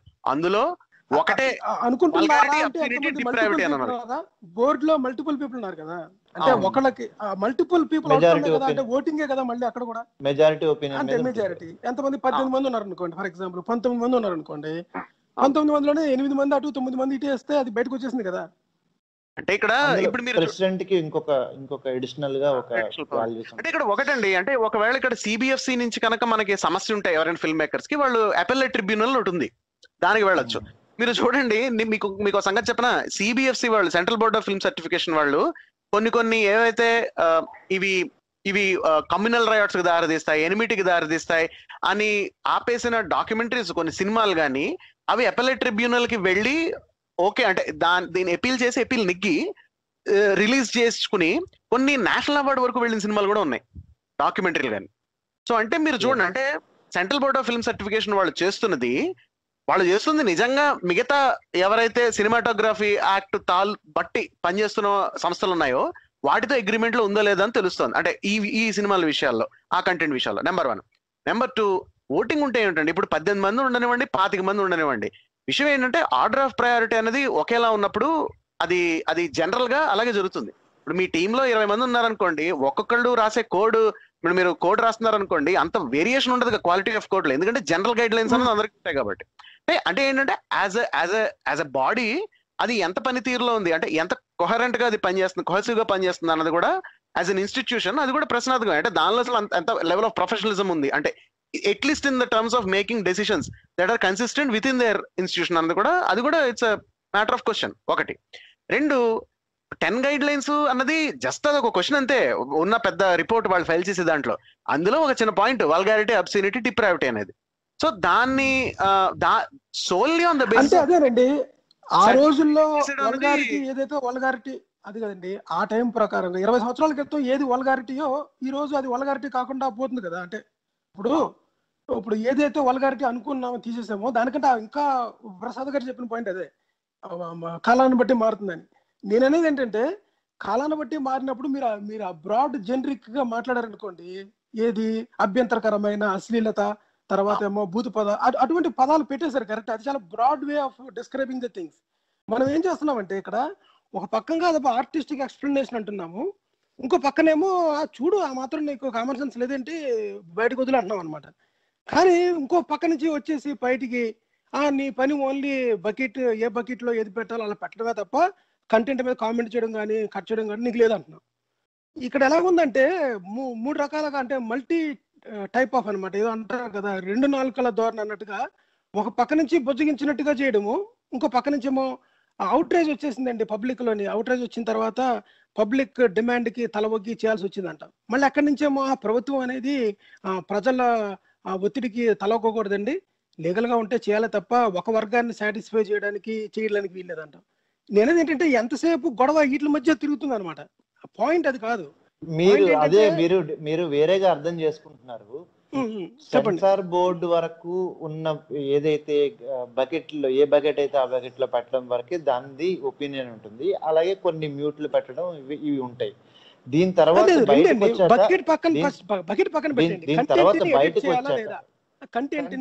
కంటెంట్ మ్యూట్లు సజెస్ట్ చేస్తారండి, ఇంకా అంతకన్నా ఏం చేయరు. నెక్స్ట్ ఇంకొకటి అంటే బూతులు మాట్లాడుతుంటే బూతులు కట్ చేస్తారు. సెన్సార్ కంటెంట్ పంపిస్తుంది బయటికి. కరెంట్ సెన్సార్ బోర్డు ఇండియాలోని కట్స్ చెప్తారు వాళ్ళు మ్యూట్లు చెప్పి పంపించారు, కట్స్ చెప్తారు వాళ్ళు, చాలా కంటెంట్ తీసేస్తారు. Present board is doing that. Is it's job or not, అది క్వశ్చన్. కరెక్ట్ కాదు కదా, అది కరెక్ట్ కాదు. అందుకే కదా కామెంట్స్ వచ్చాయి. ఇప్పుడు కోర్టుకి వెళ్తే కోర్టు లేదు, కట్ చేసిన బయటికి పెట్టేసిన లేదండి. ఎప్రూవ్ అవుతున్నాయి కోర్టుకు వెళ్ళే ఓపిక లేక ఎవరు రావట్లేదు. కానీ చాలా మంది అంటే ఫర్ ఎగ్జాంపుల్ ఇదే కమర్షియల్ బిజినెస్ యాక్చువల్ గా ఒక రోజు 2 రోజులు లేట్ అయితేనే ప్రొడ్యూసర్ కి చాలా లాస్ వస్తూ ఉంటుంది. అదే మీరు మధ్యలో రాకుండా ఉంటే నేను పూర్తిగా చెప్తా. చెప్పండి. విషయం ఏంటంటే ఈ కమర్షియల్ ఆబ్జెక్టివ్స్ లో వీళ్ళు కోర్టుకి వెళ్ళి ఇంకొన్నాళ్ళు కోర్టులు మన దగ్గర ఉన్న కోర్టులో ఉండే పనితీరు, దాని తర్వాత ఉన్న దాని డీలేని వాళ్ళు ఎఫర్ట్ చేయలేక దానికి ముందుకు వెళ్ళట్లేదు. కానీ ఫర్ ఎగ్జాంపుల్ ఎప్పుడైనా ఒకవేళ కట్ చెప్పి లేదంటే మ్యూట్ చెప్పి లేదంటే వేరే ఈ సీన్ తీసేయమని కనుక సెన్సార్ బోర్డు చెప్తే కోర్టుకు వెళ్ళొచ్చు. సో ఈ కోర్టుకు వెళ్ళి బయటకు వచ్చిన సినిమాలు కూడా చాలానే ఉన్నాయి. మనం ఎప్పుడైతే చాలా మంది వదిలేసినవి ఉన్నాయో అది కాకుండా ఫర్ ఎగ్జాంపుల్ ఆర్ నారాయణమూర్తి గారి సినిమాలు చాలా వరకు వెళ్ళి వెనక్కి వచ్చి సర్టిఫికేషన్ కూడా మార్చుకున్న సందర్భాలు దాదాపు అన్ని సినిమాలకి ఉన్నాయి. సో దీన్ని మనం దృష్టిలో పెట్టుకుంటే ఈ సెన్సార్ బోర్డు ఓన్లీ బకెట్లలో ఏ బకెట్ అయితే ఆ బకెట్లో వేయడం, కొన్ని బేసిక్ సజెషన్స్ ఇవ్వడం తప్ప మిగిలిన వరకు దాని పరిధి ఉండకూడదు అని చెప్పి నా ఉద్దేశం కాదు, అలా ఉండాలి. ఇంకొకటి ఏంటంటే నెక్స్ట్ ఇంకొకటి దీని తర్వాత సినిమా ప్రొడక్ట్ బయటకు వచ్చిన తర్వాత సోషల్ ప్రెజర్స్ కి కనుక లొంగి చేసేది సెన్సార్ బోర్డు కాదు. ఇక్కడ సోషల్ ప్రెజర్ కి లొంగి చేసేది ఆ సెన్సార్ బోర్డు రూల్ అయిపోయింది. మీరు ఏమనుకుంటున్నారంటే సోషల్ ప్రెజర్ కి లొంగి మళ్ళీ సెన్సార్ బోర్డు దగ్గరికి వెళ్తుందని మీరు అనుకుంటున్నారు. నేను చెప్పేది ఏంటంటే నేను అనుకుంటున్నాను పాయింట్ కాకుండా ఈ ప్రభుత్వం మన విషయం అవసరం పక్కన పెట్టేసండి. మీరేమనుకుంటున్నారు నేనేమనుకుంటున్నాను శరత్ గారి పాయింట్ కాదు. సెన్సార్ బోర్డు తన డ్యూటీ తను చేసుకుంటున్నప్పుడు మధ్యలో అభ్యంతరాలు ఏంటి? సెన్సార్ బోర్డు ఓన్లీ కట్ చేయడం. Censor board law and order వేరే ఇష్యూస్ కూడా ఉంటాయి కదా.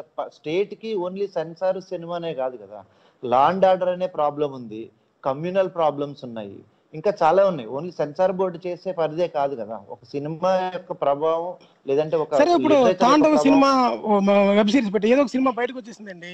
ఇప్పుడు పబ్లిక్ లోకి మన పీకే కానీ పద్మావతి కానీ సినిమా వచ్చేసింది బయటికి, పబ్లిక్ అలర్ట్ చేశారు. ఇప్పుడు ఏమైంది? నెక్స్ట్ ఏంటి చెప్పండి? యాక్షన్ సెన్సార్ రాదు బోర్డులోకి, సెన్సార్ అయిపోయింది. నాకు అర్థమైంది సెన్సార్ అయిపోయింది. అప్పుడు ఏమవుతుందంటే మీకు లా అండ్ ఆర్డర్ ప్రాబ్లం కాబట్టి పోలీస్ అంటే మీకు లా అండ్ ఆర్డర్ మెయింటైన్ చేసేది పోలీస్ కాబట్టి అది ఒకవేళ ఎవరైనా గొడవ చేస్తున్నారు అనుకోండి చేశారు అప్పుడు మీకు లా అండ్ ఆర్డర్ ప్రకారం వాళ్ళు గనక పబ్లిక్ ఆర్డర్ ని డిస్టర్బ్ చేస్తున్నా ఏం చేస్తున్నా అరెస్ట్ ఏదో జరుగుతుంది. జనరల్ గా వీళ్ళు ఏం చేస్తారంటే వీళ్ళు గొడవ చేసి 2 పనులు చేస్తారు. వీళ్ళు ఒకటి కోర్టుకు వెళ్తారు పిటిషన్ వేసుకుని, ఇప్పుడు ఈ సినిమా చేస్తుందని చెప్పని. సాధారణంగా కోర్టులో వీళ్ళ అపీల్స్ అన్ని రిజెక్ట్ అయిపోతాయి. మొదటి అంశం. సమస్య ఏమవుతుందంటే ఇట్లాంటి గ్రూపులకు భయపడి ప్రభుత్వాలు బ్యాన్ చేసేస్తాయి సినిమాలు. విశ్వరూపం సినిమా విషయంలో జరిగింది అదే. సంగతి ఏమైందంటే అది సెన్సార్ క్లియర్ చేసేసింది. విశ్వరూపం క్లియర్ చేసేసిన తర్వాత తమిళనాడు స్టేట్ లో అది రిలీజ్ కి వెళ్ళినప్పుడు దాదాపు 2 నెలలు అనుకుంటండి గవర్నమెంట్ అలో చేయలేదు, స్టేట్ వాళ్ళు అలో చేయలేదు. స్టేట్ అలో చేయలేదు. డావించి కోడ్ కూడా ఏపీలో అలాగే రాజశేఖర రెడ్డి ప్రభుత్వం ఉన్నప్పుడు ఆపేశారు. తెలంగాణలో గోవాలో చేశారు ఇదే డావిన్సీ కోడ్. ఇక్కడ లాస్ట్ టెంప్టేషన్ మూవీ కూడా ఇక్కడ చాలా వచ్చినాయి అనమాట ఆపేశారు. అంటే ఇప్పుడు అనేది ఏంటంటే రెండు పాయింట్స్ అండి ఇక్కడ. సెన్సార్ బోర్డ్ నేను పబ్లిక్ అవుట్రీచ్ ని నేను కంబైన్ చేయట్లా. మీరేమనుకుంటున్నారంటే మీరు మాట్లాడేదానికి మధ్యలో అడ్డెందుకు వస్తున్నానంటే మనం ఎక్కడికో వెళ్ళిపోతున్నమాట. ఫైనాన్షియల్ ట్రబుల్ వాటిలోకి నిర్మాతలు అది కాదు నేను చెప్పింది. 2వ పాయింట్లు అండి. సెన్సార్ తన డ్యూటీ తను చేస్తుందా లేదా, చేసిన తర్వాత మూవీ రిలీజ్ అయిన తర్వాత పబ్లిక్ అవుట్రేజ్ వస్తే దాని రెస్పాన్సిబిలిటీ ఎవరిది? ఆ 2 పాయింట్లు అంతే. ఇక్కడ 2 అంశాలు. ఒకటి మీరు చెప్పింది ఇన్ సీక్వెన్స్ లో కూడా జరగవు. ఇప్పుడు ఒకటేంటంటే సెన్సార్ బోర్డు తన పని అసలు తను చేయకూడని పని చేస్తుందని చెప్పని విత్ ఇన్ ఫిల్మ్ సర్కిలే కాదండి, అంటే ఫిల్మ్ సర్కిల్ లో కూడా ప్రభుత్వంతో అంటే గవర్నమెంట్ ఇన్స్టిట్యూషన్స్ తో సంబంధం ఉన్న వాళ్ళు చెప్తున్న మాట కూడా ఇదే. ఇది ఏంటంటే ఒకప్పుడు మనకి శ్యామ్ బెనగల్ కమిటీ అని ఒకటి వేశారండి. అందులో వాళ్ళు ఏంటంటే central board of film certification guide lines ని మార్చడానికి, అలాగే సినిమాటోగ్రఫీ యాక్ట్ లో ఏమైనా సవరణలు ఉంటే చేయడానికి అని చెప్పని కమిటీ వేశారు. వాళ్ళు చెప్పిన మాట యాక్చువల్ గా నిజానికి ఆ కమిటీకి ఇచ్చిన అరుణ్ జైట్లీ గారు ఇచ్చిన స్పీచ్ అంటే దానికి ఇచ్చిన స్టేట్మెంట్ లో భాగమే నేను చెప్పిన. సో వీళ్ళు ఏంటంటే సాధారణంగా ఇక్కడ ఉన్న ఒక స్టేట్ ఆఫ్ అఫైర్స్ ఏంటంటే ఈ సెన్సార్ బోర్డు ఫోకస్ అన్నది సర్టిఫికేషన్ మీద ఉండాలి. కానీ ఈ మొత్తం రిపోర్ట్ లో ఒక 10 పేజీల రిపోర్ట్ లో ఒక పేజీలో ఒక మూల 5వ నెంబర్ పాయింట్ వాల్గారిటీ డిసెన్సీ బట్టి కట్స్ ఒక 30 కట్లు 40 కట్లు సినిమాలో చెప్పడం కాదు అన్న ఆ సెన్స్ ఆఫ్ ప్రపోర్షన్ అనేది అయితే బలంగా వినపడుతుంది. అక్రాస్ ద బోర్డ్ కనబడుతుంది ఒకటి. సో సెన్సార్ బోర్డు రూల్స్ అనేవి బహుశా మారుతాయి, అంటే గైడ్లైన్స్ అన్నవి అంటే దానికి ఫీడ్బ్యాక్ ఉంటది కదండి. ఇప్పుడు మీరు ఎప్పుడైతే దీని మీద రామ్ గోపాల్ వర్మ యాక్షన్ ఇలాంటి కాన్సెప్ట్ మీదనే రామ్ గోపాల్ వర్మ ఒక సెటరికల్ సినిమా తీశాడు. రాంబాబు, డైరెక్టర్ రాంబాబు అని పేరుతో something Sunil cinema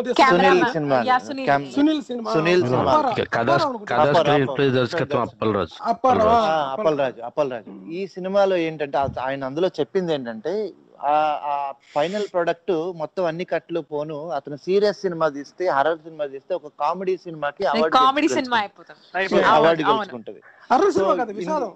విషాదకరమైన cinema comedy cinema అయిపోతుంది. దానికి అవార్డు కూడా వచ్చింది. సో దీని యొక్క ఇంటర్వెన్షన్ ఇంత దారుణంగా ఉంది అని ఆయన చెప్పడం ఉద్దేశం దాంట్లో. ఇప్పటి నుంచి కాదండి, ఆయన 1994 లో గోవింద సినిమాకి సెన్సార్ వాళ్ళు ముక్కలు చేసి పడేసారని చెప్పి ఆయన ఒక 1-2 years వెళ్ళిపోయారు. అసలు సినిమాలు తెలుగులో తీననే అన్నాడు, అలిగి వెళ్ళిపోయాడు అనమాట. కానీ ఒకటండి నేనేది ఏంటంటే ఈ డైరెక్టర్స్ యొక్క, ఇప్పుడు రామ్ గోపాల్ వర్మ లాంటి వాడు చెప్తే వింటారు కనుక జనాలు విన్నారు.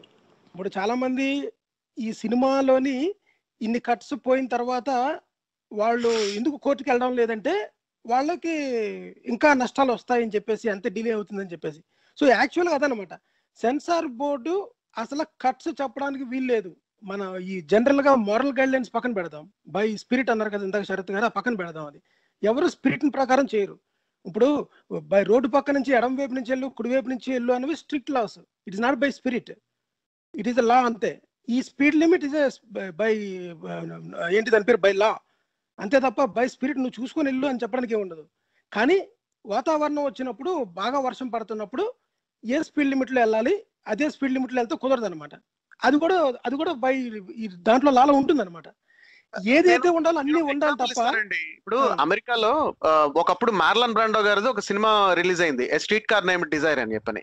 అది యాక్చువల్ గా ఒక ప్లే, అది బ్రాడ్వే ప్లే మీద తీసిన సినిమా. అది ఆ సినిమా మీరు చూడండి కావాలంటే, పాతది, బ్లాక్ అండ్ వైట్ లో ఉంటుంది. ఆ సినిమా చూస్తే మీకు ఒక విషయం యాక్చువల్ గా అర్థం కాదు. అందులో క్యారెక్టర్ ఉంటుంది, మార్లన్ బ్రాండో వాళ్ళ వైఫ్ వాళ్ళ అక్క అనమాట. వాళ్ళ అక్క వాళ్ళ మొగుడిని వదిలేసి వచ్చేస్తుంది. ఎందుకు వదిలేసి వచ్చేస్తుందని నాకు సినిమా చూస్తే నిజంగా అర్థం కాలే. తర్వాత నేను దాని గురించి ప్లే లేదా దాని బుక్ నేను చదివితే నాకు అర్థమైంది, స్క్రిప్ట్ చెప్తే. ఈ విషయం ఏంటంటే ఇది స్పాయిలర్ గానీ నాకు తెలిసి చాలా మంది సినిమా చూసే ఉంటారు. ఆవిడ హస్బెండ్ హోమోసెక్షువల్. సో హోమోసెక్షువల్ కాబట్టి అది తెలుసుకుని ఆమె వదిలేసి వచ్చేస్తుంది ఇంకా. అంటే సో కానీ సినిమాలో ఏమనుంటుంది అంటే dialogue, he was very cheerful అని ఉంటుంది. అంటే హీ వాజ్ గే అన్న దాని బదులు దాన్ని అనమాట. So he was cheerful. Cut చేసారా పూర్తిగా డైలాగ్ పక్కన పెట్టండి, ఆ సీన్ కట్ చేయలేదు. వాళ్ళకి ఏంటంటే అప్పట్లో మోషన్ పిక్చర్ అసోసియేషన్ ఆఫ్ అమెరికాకి గైడ్ లైన్ ఏంటంటే వాళ్ళు స్క్రిప్ట్ ముందు సబ్మిట్ చేయాలి. వాళ్ళకి సినిమా తీసే ముందు స్క్రిప్ట్ సబ్మిట్ చేస్తే వాళ్ళు స్క్రిప్ట్ గైడ్ లైన్స్ ఇస్తారు. ఇలా బ్యూరోక్రాట్స్ నలుగురు కూర్చుని దాని మీద కరెక్షన్స్ ఇస్తారు. సో హీస్ గే అన్న పదానికి గే తీసేసి చీర్ఫుల్ అని పెట్టాల్సి వచ్చింది అనమాట. వాళ్ళు అది రిటైన్ చేయాలంటే, లేకపోతే సీన్ అంతా తీసి వర్డ్ కాదండి. ఇప్పుడు ఆ అమ్మాయి వాళ్ళ హస్బెండ్ ఇంకో అతనితో ఉండగా చూసింది అనుకోండి, ఆ సీన్ చూపిస్తే చాలు కదా, ఆడియన్స్ అర్థం అవుతుంది. ఆమె చెప్తుంది, ఆమె వాళ్ళ చెల్లితో చెప్తుంది. స్క్రీన్ ప్లేలోనే ఆ సీన్ మిస్ అయింది. అయితే కాదు, నాకు తెలిసి ప్లేలో కూడా సీన్ లేదనుకుంటా. అంటే వాళ్ళ కట్ చేసారా లేదా కాదండి, ఒక నిమిషం. మామూలుగా మీరు స్ట్రీట్ కార్ నేమ్ డిజైర్ ప్లేలోనే ఆ సీన్ లేదు. అంటే ఆమె వాళ్ళ హస్బెండ్ తో ఉన్న సీన్స్ ఏమి ఉండవు అసలు, ఆ ప్లేలోనే ఉండవు. సో ఒరిజినల్ రాసుకున్న దాంట్లో కూడా లేవు. కానీ ఈమె వీళ్ళ చెల్లికి చెప్పే దాంట్లో, చెల్లికో ఎవరికో చెప్తే దాంట్లో హీస్ గే అని ఉంటది. అంటే రఫ్లీ something like that. I'm paraphrasing. అది మార్చడం వల్ల అర్థం కాల, అది గే బదులు చీర్ఫుల్ అని మార్చాల్సి వచ్చింది.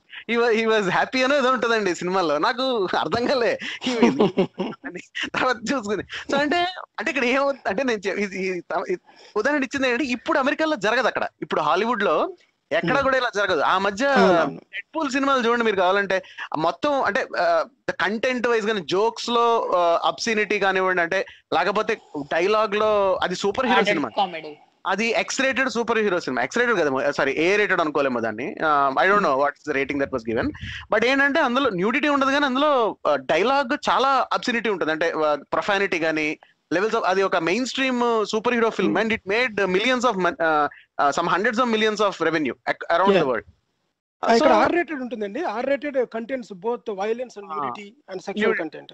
సో ఇది నాకు తెలిసి are rated super hero film అనుకుంటా, ఐ థింక్ సో. సో అంటే the way how it change అనేది మనం గమనించవచ్చు. ఆ చేంజ్ అనేది ఎందుకు వచ్చింది, అదేదో మేము సంస్కృతిని కాపాడేస్తున్నాం లేకపోతే అని ఒక బ్యూరోక్రసీ ఉన్న ప్రభుత్వ ఉద్యోగులు అలా బ్యూరోక్రాట్స్ అనుకోనంతసేపు పర్వాలేదు అనుకుంటేనే ప్రాబ్లం వస్తుంది. ఇక్కడ సమస్య ఏంటంటే సినిమాల వరకు చూసుకున్నాం అనుకోండి, నేను ఒక ఉదాహరణ ఇస్తాను. 1970లోను 1980లోను మీరు చూడండి, హీరోయిన్లు తెలుగు సినిమాలు నేను చెప్తున్నా, హీరోయిన్లు చీరలు కట్టుకున్నా ఏ డ్రెస్సులు వేసుకున్నా ఎంత అమౌంట్ ఆఫ్ స్కిన్ షో కెమెరాలు ఎక్కడెక్కడ పెట్టేవారు చూడండి. రాఘవేంద్ర రావు సినిమాలు వచ్చే టైంకి కెమెరాలు ఎక్కడ పెట్టేవారు చూడండి, ఇప్పుడు ఎక్కడ పెడుతున్నారు చూడండి. అంటే గ్లామర్ చూపించే విషయంలో ట్రాన్స్పరెంట్ డ్రెస్సులు వేస్తున్నారా హీరోయిన్లకి. శ్రీదేవి లాంటి మెయిన్ స్ట్రీమ్ హీరోయిన్లు కూడా అప్పట్లో ఎలాంటి డ్రెస్సులు వేయించేవారు, ట్రాన్స్పరెంట్ గా ఉండేవా, ఏం కనబడేది, అంటే మరి కెమెరా ఎట్లా పెట్టేవారు, లైటింగ్ ఎట్లా, అంటే అబ్సినిటీ అంటే ఎరోటిక్ అంటే ఎలా తీసేవాళ్ళు, అంటే గ్లామర్ ని ఎట్లా తీసేవాళ్ళు అన్నది కూడా మారుతూ వచ్చింది. అది సెన్సార్షిప్ బోర్డో లేకపోతే ఎవరో సంస్కృతిని నిలబెడతానని వచ్చిన వాళ్ళు మార్చింది కాదు అదేమి. అంటే అంటే ఇప్పుడు రాఘవేంద్రరావు గనక పాట కనుక షూట్ చేశాడంటే అది almost equal to item song. మామూలు డ్యూట్ తీసినా సరే ఐటమ్ సాంగ్ లాగా తీస్తాడు ఆయన. సినిమాల్లో స్కిన్ షో ఎంత ఉంటుంది చూడండి, అంటే ఫర్ ఎగ్జాంపుల్ అంటారు కదా, అంటే అదంతా ఆర్టిస్టిక్ చాయిస్ అండి, అంటే వాళ్ళు ఎలా తీయదలుచుకుంది. కానీ విషయం ఏంటంటే ఒక 10 ఏళ్ళకు ప్రతి డికేడ్ కి ఎలా తీస్తారు సినిమాలనే మారుతూ ఉంటుంది ఒకటి. రెండు ఏంటంటే ఎక్కువ మంది సినిమాలు తీస్తున్న కొద్దీ మీకు కొంత డిజిటల్ అవుతుంది, ఎలాంటి తరహా బయటకు వస్తుంది. ప్రాబ్లం చాలా చాయిస్ ఉంటుంది కాబట్టి. అవును, ప్రాబ్లం అదేనండి. మీరు ఆర్టిస్టిక్ అనే ఒక చిన్న ఓడుతోని కొట్టిపారలేదు. ఇప్పుడు అక్కడ ఇంటెన్షన్ ఏంటి, ఏం చూపిస్తున్నారు అది ఇంపార్టెంట్ కదా. మనం డిఫరెంట్ వేస్ ఆఫ్ ఎక్స్ప్లెనేషన్ ఏంటి ఎక్స్ప్రెస్ చేస్తారు, అది ఆర్టిస్టిక్ వే. ఒక కళను తొక్కేయడానికి వీల్లేదు, మీరు వాళ్ళ భావుకథని అని చేస్తున్నారు అన్న డైలాగ్స్ వస్తాయి అనమాట. నేనేది ఏంటంటే ఆ చూపించడం అనేది ఎవరు ఏదన్నా చూపించచ్చండి. రామ్ గోపాల్ వర్మ మనకి రంగీలాలో చూపించినట్టుగా లేకపోతే ఇంకోలాగా చూపించాడు అనుకోండి, అది Ram Gopal Varma way of showing artistic way. దాన్ని కూడా తీయడానికి వీల్లేదు. దాన్ని అంటే ఇప్పుడు అందుకే అన్నాను కదా, మెయిన్ హింస, రక్తము, nudity, sexual content, dialogues, main బూతులు తిట్టడము, ఈ కంటెంట్ లోని ఏ పదం వాడచ్చు ఏ పదం వాడకూడదు అన్నదానికి సెన్సార్ కి సంబంధం లేదు. అదే కదా కంక్లూజన్ చెప్పదలుచుకున్నది మీరు. అవునండి, అంటే సెన్సార్ బోర్డు పని అన్నది ఇప్పుడు సమస్య ఏమవుతుందంటే డిస్క్రిప్షన్. సెన్సార్ బోర్డు తీసేద్దాం, పూర్తిగా సెన్సార్ బోర్డు తీసేద్దాం అనుకుందాం. ఫర్ ఎగ్జాంపుల్ సెన్సార్ బోర్డు తీసేసి చెప్తున్నాను, ఒక చిన్న ఎగ్జాంపుల్ హైపోథెటికల్ గా మాట్లాడదాం. నేనేమి ఇది నా ఉద్దేశం చెప్పట్లేదు, ఒక హైపోథెటికల్ గా ఆలోచిస్తే there is no censor board లేదనమాట. ఎవరికి వాళ్ళు సినిమా తీసినప్పుడు వాళ్ళ కంటెంట్ పరంగా వాళ్ళే సబ్మిట్ చేశారనమాట. నాది యూ రేటెడ్ మూవీ, నాది U18 R రేటెడ్ మూవీ, లేకపోతే UA ఏదో పెట్టుకుని పెట్టారు అనమాట. సబ్మిట్ చేస్తారనమాట. అప్పుడు ఏం చేస్తుందంటే ఇంకో బోర్డు ఉంటుంది, దాని పేరు సెన్సార్ కాదు, ఇప్పుడు ఏదో కొత్త బోర్డు వచ్చింది, లేకపోతే బకెట్ బోర్డు అనుకుందాం మీరు అన్నట్టుగా. ఆ బకెట్ బోర్డు ఏం చేస్తుంటే చూసి ఓకే నీది యూ కాదురా బాబు, నీది R అయితే నీకు సర్టిఫికేట్ ఇస్తాను, నీకు ఇవ్వనుంది అనుకుందాం.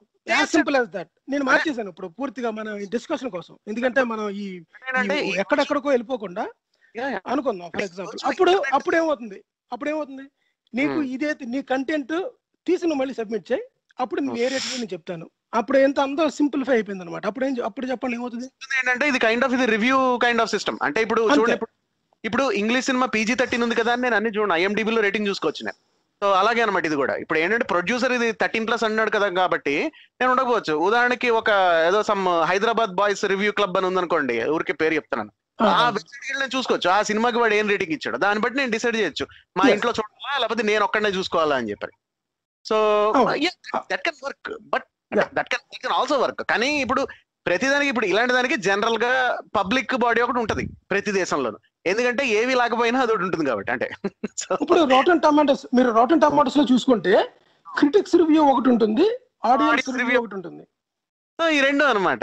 ఇక్కడ ఏంటంటే అంటే సమస్య ఏమవుతుందంటే ఇప్పుడు central board of film certification కాకుండా ఊరికే ఆర్టిస్టిక్ కంటెంట్ మీద ఎంక్రోచ్ చేయడం ఒకటి. దానివల్ల ఏంటంటే ఇప్పుడు ఖచ్చితంగా ఇప్పుడు సినిమా తీయదలుచుకున్న వాళ్ళు ఇప్పుడు ఎవరన్నా ఆడియన్స్ కానివ్వండి లేకపోతే సెన్సార్ బోర్డు మెంబర్ కానివ్వండి, వాళ్ళు 2.5 గంటలు చూస్తారు ఆ సినిమా. కానీ తీసేవాళ్ళు చాలా నాళ్ళు బయట తీస్తారు, అంటే చాలా టైం స్పెండ్ చేసి తీస్తారు. So if you ask me దాని మీద కంటెంట్ మీద రివ్యూ ఎవరికి ఎక్కువ ఎక్కువ కంట్రోల్ ఉండాలి అంటే ఆర్టిస్ట్ కి ఎక్కువ ఉండాలని చెప్తాం. ఇప్పుడు మీరు ఒక తయారు చేశారు వస్తువు, ఎవరో కన్స్యూమర్ అఫైర్స్ వాళ్ళు దానిలో ఒక పార్ట్ నచ్చలేదు అని చెప్పని అది తీసేయమంటే దానివల్ల మీ తుపాకీ బొమ్మ పనిచేయదు అనుకోండి, it will be problem for you. And not just in terms of business but in terms of lot of things. మీరు దాని మీద చాలా టైం స్పెండ్ చేశారు అండ్ సో ఆన్, అది కూడా అవుతుంది. సో ఒకటి రెండు ఏంటంటే అనాలజీ అండి, అది మంచి అనాలజీ. మూవీను మీరు టాయ్ సేఫ్టీ, కానీ సేఫ్టీ పరంగా ఫలానా తుపాకీలు బొమ్మ తుపాకీలోని ఈ లెవర్ కానీ ఈ షార్ప్ ఎడ్జ్ కానీ ఉండడం వల్ల దీన్ని మేము ఎలా చేయట్లేదు అని చెప్పే అధికారం ఈ కన్జ్యూమర్ ఈ బోర్డు ఏదైతే ఉందో వాళ్ళకి ఉంది. ఎందుకంటే వాళ్ళు ఏంటంటే బేస్డ్ ఆన్ ద ఫీడ్బ్యాక్. ఈ క్రిబ్ ఉందనుకోండి, క్రిబ్లోని ఈ విధంగా క్రిబ్ పెట్టడం ద్వారా చాలా మంది చిన్నపిల్లలు ఇన్ఫెంట్స్ చనిపోయారు, ఊపిరాడక పేక మధ్య ఇరుక్కుపోయింది అని చెప్పి రిపోర్ట్లు వచ్చినప్పుడు అది రీజనబుల్ రిస్ట్రిక్షన్ అవుతుంది. కానీ ఇప్పుడు మామూలుగా నా తుపాకీ పబ్జీ ఆడుతుంటే వాళ్ళెవరో ఏదో చేసుకున్నారని చెప్పి పబ్జీని బ్యాన్ చేయాలి అని చెప్పడం అనేది కరెక్ట్ కాదు. అది అంటే PUBG and tick talk ban అనేది బ్యాన్ జనరల్ గా కరెక్ట్. ఇప్పుడు reasonable thing, non reasonable thing అండి. ఇప్పుడు మీ తుపాకీ ఎర్ర రంగులో వేసారు అనుకోండి, అది అది కమ్యూనిస్ట్ అమెరికాలో మన వాడి పేరేంటి సెనేటర్, నాకు పేరు గుర్తురాట్లేదు, మెకార్ట్నీ కదా అతని పేరు. అప్పుడు ఆ టైప్ లో చట్టాలు యాంటీ కమ్యూనిస్ట్ బాగా కల్చర్ ఉన్నప్పుడు ఎర్ర రంగులో ఉందని చెప్పని ఆపిమంటే బ్యాన్ చేసేయాలంటే ఎలా ఉంటుంది? సో ఇది అంటే ఏంటంటే అవుట్ ఆఫ్ ప్రపోర్షన్, అన్రీజనబుల్ గా చేయడం అనేది అవుతోంది. ఒకటి. రెండు, ఇప్పుడు ఇంకొకటి చెప్తానండి, ఇంకొక ఎగ్జాంపుల్ చెప్తాను, చాలా మంచి ఎగ్జాంపుల్ మీరు చెప్తుంటే జ్ఞాపకం వచ్చింది నాకు. ఇప్పుడు మనం జర్మన్ షెపర్డ్ అంటాం. జర్మన్ షెపర్డ్ తెలుసా మీకు? Dog German shepherd. దాని పేరు ఆల్సేషన్ ఎందుకు మార్చారంటే because of the word German. అమెరికాలోని ఆ బ్రాండ్ ఆ German indicates like Hitler, Nazi, దానికి అసోసియేట్ ఉందని చెప్పేసి దాన్ని ఆల్సేషన్ అని మార్చారు. కానీ ఆల్సేషన్ అంత క్లిక్ అవ్వలేదు, అంటే హిట్ అవ్వలేదు అనమాట. యూకేలో ఆ డాగ్ ని ఆల్సేషన్ డాగ్, లేదా ఇండియాలో కూడా ఆల్సేషన్ అంటారు. కానీ now German shepherd is popular అయిపోయింది అనమాట. ఎందుకంటే సర్టన్ థింగ్స్ ని మీరు తొక్కి పెట్టి ఉంచలేరు మీ భావజాలంతో. మీరన్న కమ్యూనిజం ఎగ్జాంపుల్ కి నేను ఇంకో ఎగ్జాంపుల్ ఇస్తున్నా ఇక్కడ. అంటే కరెక్టేనండి. అంటే ఒకటి, సో సెన్సార్ బోర్డు వరకు చూసుకుంటే, ఫిల్మ్ సర్టిఫికేషన్ వరకు చూసుకుంటే అది పరిస్థితి. కానీ ఈ ప్రొటెస్ట్ ఉన్నాయి చూడండి, అంటే క్యాన్సిల్ కల్చర్ ఏదైతే మొదలవుతుందో, అవుట్లాష్ స్టార్ట్ అవుతుందో, అది సినిమా చూసి వస్తున్న రియాక్షన్ కాదండి ఇదేమీను. ఇప్పుడు పుస్తకాల విషయంలో ఇది ఇంకా చాలా అండి. ఇప్పుడు ఏ పుస్తకానికి ఫలానా పుస్తకం తీసేయాలని చెప్పని డిమాండ్లు ఏవైతే మొదలయ్యాయో, కంచె రాసింది కదా ఒకటి, ఒక పాంప్లెట్ కానీ బుక్లెట్, అది ఒకటి. అది ఎప్పుడో రాసిన పుస్తకం పైగా. లేకపోతే మన ఈ పెరుమాళ్ ఈయన రాసిన పుస్తకం కానివ్వండి, అర్ధనారి, అది కానివ్వండి, లేకపోతే సల్మాన్ రష్దీ రాసిన సాతానిక్ వర్సెస్ అవనివ్వండి. ఆ మధ్య ఎప్పుడో బెండీ డోనెగర్ అనే ఆవిడ హిందూస్ అనే పుస్తకం రాసింది, అది కానీ. అదేమి పెద్ద స్కాలర్లీ బుక్ ఏం కాదు, స్కాలర్లీ సర్కిల్స్ లోనే దానికి క్రిటిసిజం వచ్చింది. But what ever be the reason, పుస్తకం రిలీజ్ కన్నా అవ్వకుండా ముందు, రిలీజ్ లేకపోతే రిలీజ్ అయినా ఎప్పటికో ఇది మనోభావాలు చేయబోతోందని వీళ్ళ జోసన్ చెప్తున్నట్టు చెప్పడం, లేకపోతే చదివి నా మనోభావాలు హత్య చేస్తుంది కాబట్టి ఇది బ్యాన్ చేయని చెప్పని కోర్టుకు వెళ్ళడం ఒకటి. అంటే కోర్టుకు వెళ్ళొచ్చు ఎవరన్నా, ఆ హక్కు అయితే ఉంది. సినిమాలో కూడా ఉంది, బ్యాన్ చేయకపోతే లార్జ్ స్కేల్ లో మేము వైలెన్స్ చేస్తాం. మనోభావాలు దెబ్బతినేసుకునేది సినిమాల్లో కూడా వచ్చింది. ఫర్ ఎగ్జాంపుల్ సీత అనే సినిమా ఉంది, పేరు సీత, ఆమె పతివ్రత ఆన్ పీరియడ్స్ అని కూడా ఒక షార్ట్ మూవీ. అలాగే దుర్గా పేరు మీద కూడా వచ్చింది, దుర్గా పేరు మీద. సో ఆ పేరు వినగానే మనకి దాంట్లో ఉన్న కంటెంట్ ఏంటో తెలీదు, ఏం తెలియకుండానే పేరు వినగానే మనోభావాలు దెబ్బతింటూ ఉంటాయి. ఇంకొక విషయం అండి, లాగా సీత అని ఎందుకు పెట్టాలి పేరు? ఇంకో పేరు పెట్టుకోవచ్చు కదా, ఇందుమతి పెట్టుకోవచ్చు కదా. పాపులర్, అది వాడి ఇష్టం కదా, ఎవరైతే మేకర్ ఉంటారో వాడి ఇష్టం. అక్కడ ప్రాబ్లం నేనేది ఏంటంటే, ఇక్కడ వాళ్ళ ఇంటెన్షన్ చాలా ఇంపార్టెంట్. వాళ్ళ రియల్ ఇంటెన్షన్ సీతా పేరు ఎందుకు తీసుకున్నారు అన్న దాని మీద ఇన్వెస్టిగేషన్ జరగాలి. ఇక్కడ యాక్చువల్ ఏంటంటే నేను అనేది ఏంటంటే వాళ్ళు నేను ఆగిపోయినది కాదండి. అరుంధతి పతివ్రత అన్నప్పుడు కూడా అది రియాక్షన్ వస్తుంది నాకు తెలిసినంత వరకు. వస్తుంది, అది కూడా గుడ్ పాయింట్. ఏంటంటే అనేది వాళ్ళ వైపు నుంచి చెప్తున్నాను. సినిమా ఉందండి ఇంట్లో రామయ్య వీధిలో కృష్ణయ్య అని, ఎవరికి ప్రాబ్లం ఎవరికి ఉండదు, పేర్లకి బోల్డ్ సింబాలిజం ఉంటుందండి, అవునా కదా? ఇప్పుడు అదేంటి కాంట్రాస్ట్ ఇవ్వడానికి ఇవ్వచ్చు, లేకపోతే ఒక రకమైన ఎగ్జాగ్రేట్ చేయడానికి ఇవ్వచ్చు. అది ఆర్టిస్టిక్ చాయిస్. ఒక్కొక్కసారి కొంతమంది అలా చేసిన తర్వాత మనకే నవ్వు వస్తుంది, అంటే భలే చేశారే ఇలాగని చెప్పి. ఆడియన్స్ మారిపోయారండి. ఇది వరకు తూర్పు రామాయణం అని ఒకటి వచ్చింది అనమాట. అప్పట్లోని అది విని మేము అందరూ నవ్వుకునేవాళ్ళం, భలే ఉంటుందిరా రాముడు అలా మాట్లాడుతున్నాడు. అదే తూర్పు రామాయణం ఈ రోజు కనుక మీరు వేసారంటే మటుకి మీకు ఎక్కడ లేని అవుట్రేజ్ వస్తుంది మీకు. అవును, బెస్ట్ ఎగ్జాంపుల్ సూటబుల్ బాయ్ అని నెట్ఫ్లిక్స్ లో వచ్చిందండి. అది బుక్ తీసింది 1990s లో రాసింది, అప్పుడు అంత కాంట్రవర్సీ కానిది. ఇప్పుడు టెంపుల్ లో ఒక కిస్ సీన్ ఉందని చెప్పి దాన్ని నెట్ఫ్లిక్స్ బ్యాన్ చేయాలని చెప్పి అవుతుంది. ఇక్కడ సమస్య ఏంటంటే నాకు కోపం రావడం కాదండి, లేకపోతే 100 మందికి 1000 మంది కోపం రావడం సమస్య కాదు. కోపం తెచ్చుకుని వాళ్ళు బయట సినిమా థియేటర్లు పగలగొడతారు. నాకు కోపం వచ్చింది కాబట్టి నువ్వు దుకాణం మూసేయాలన్నా లా అండ్ ఆర్డర్ ఇష్యూ. అది మనోభావాలు దెబ్బతినడం వల్ల కళ బాగాలేదని సమస్య కాదు. అది కళ బాగాలేకపోతే రాసుకుంటారు, లేకపోతే 1000 మందికి చెప్తారు చూడద్దు ఇది దరిద్రమైన సినిమా అని. లేకపోతే ఫిల్మ్ మేకర్ వచ్చినప్పుడు వాడిని నిలదీస్తారు, నువ్వు ఎందుకు ఇలా తీసావని చెప్పని.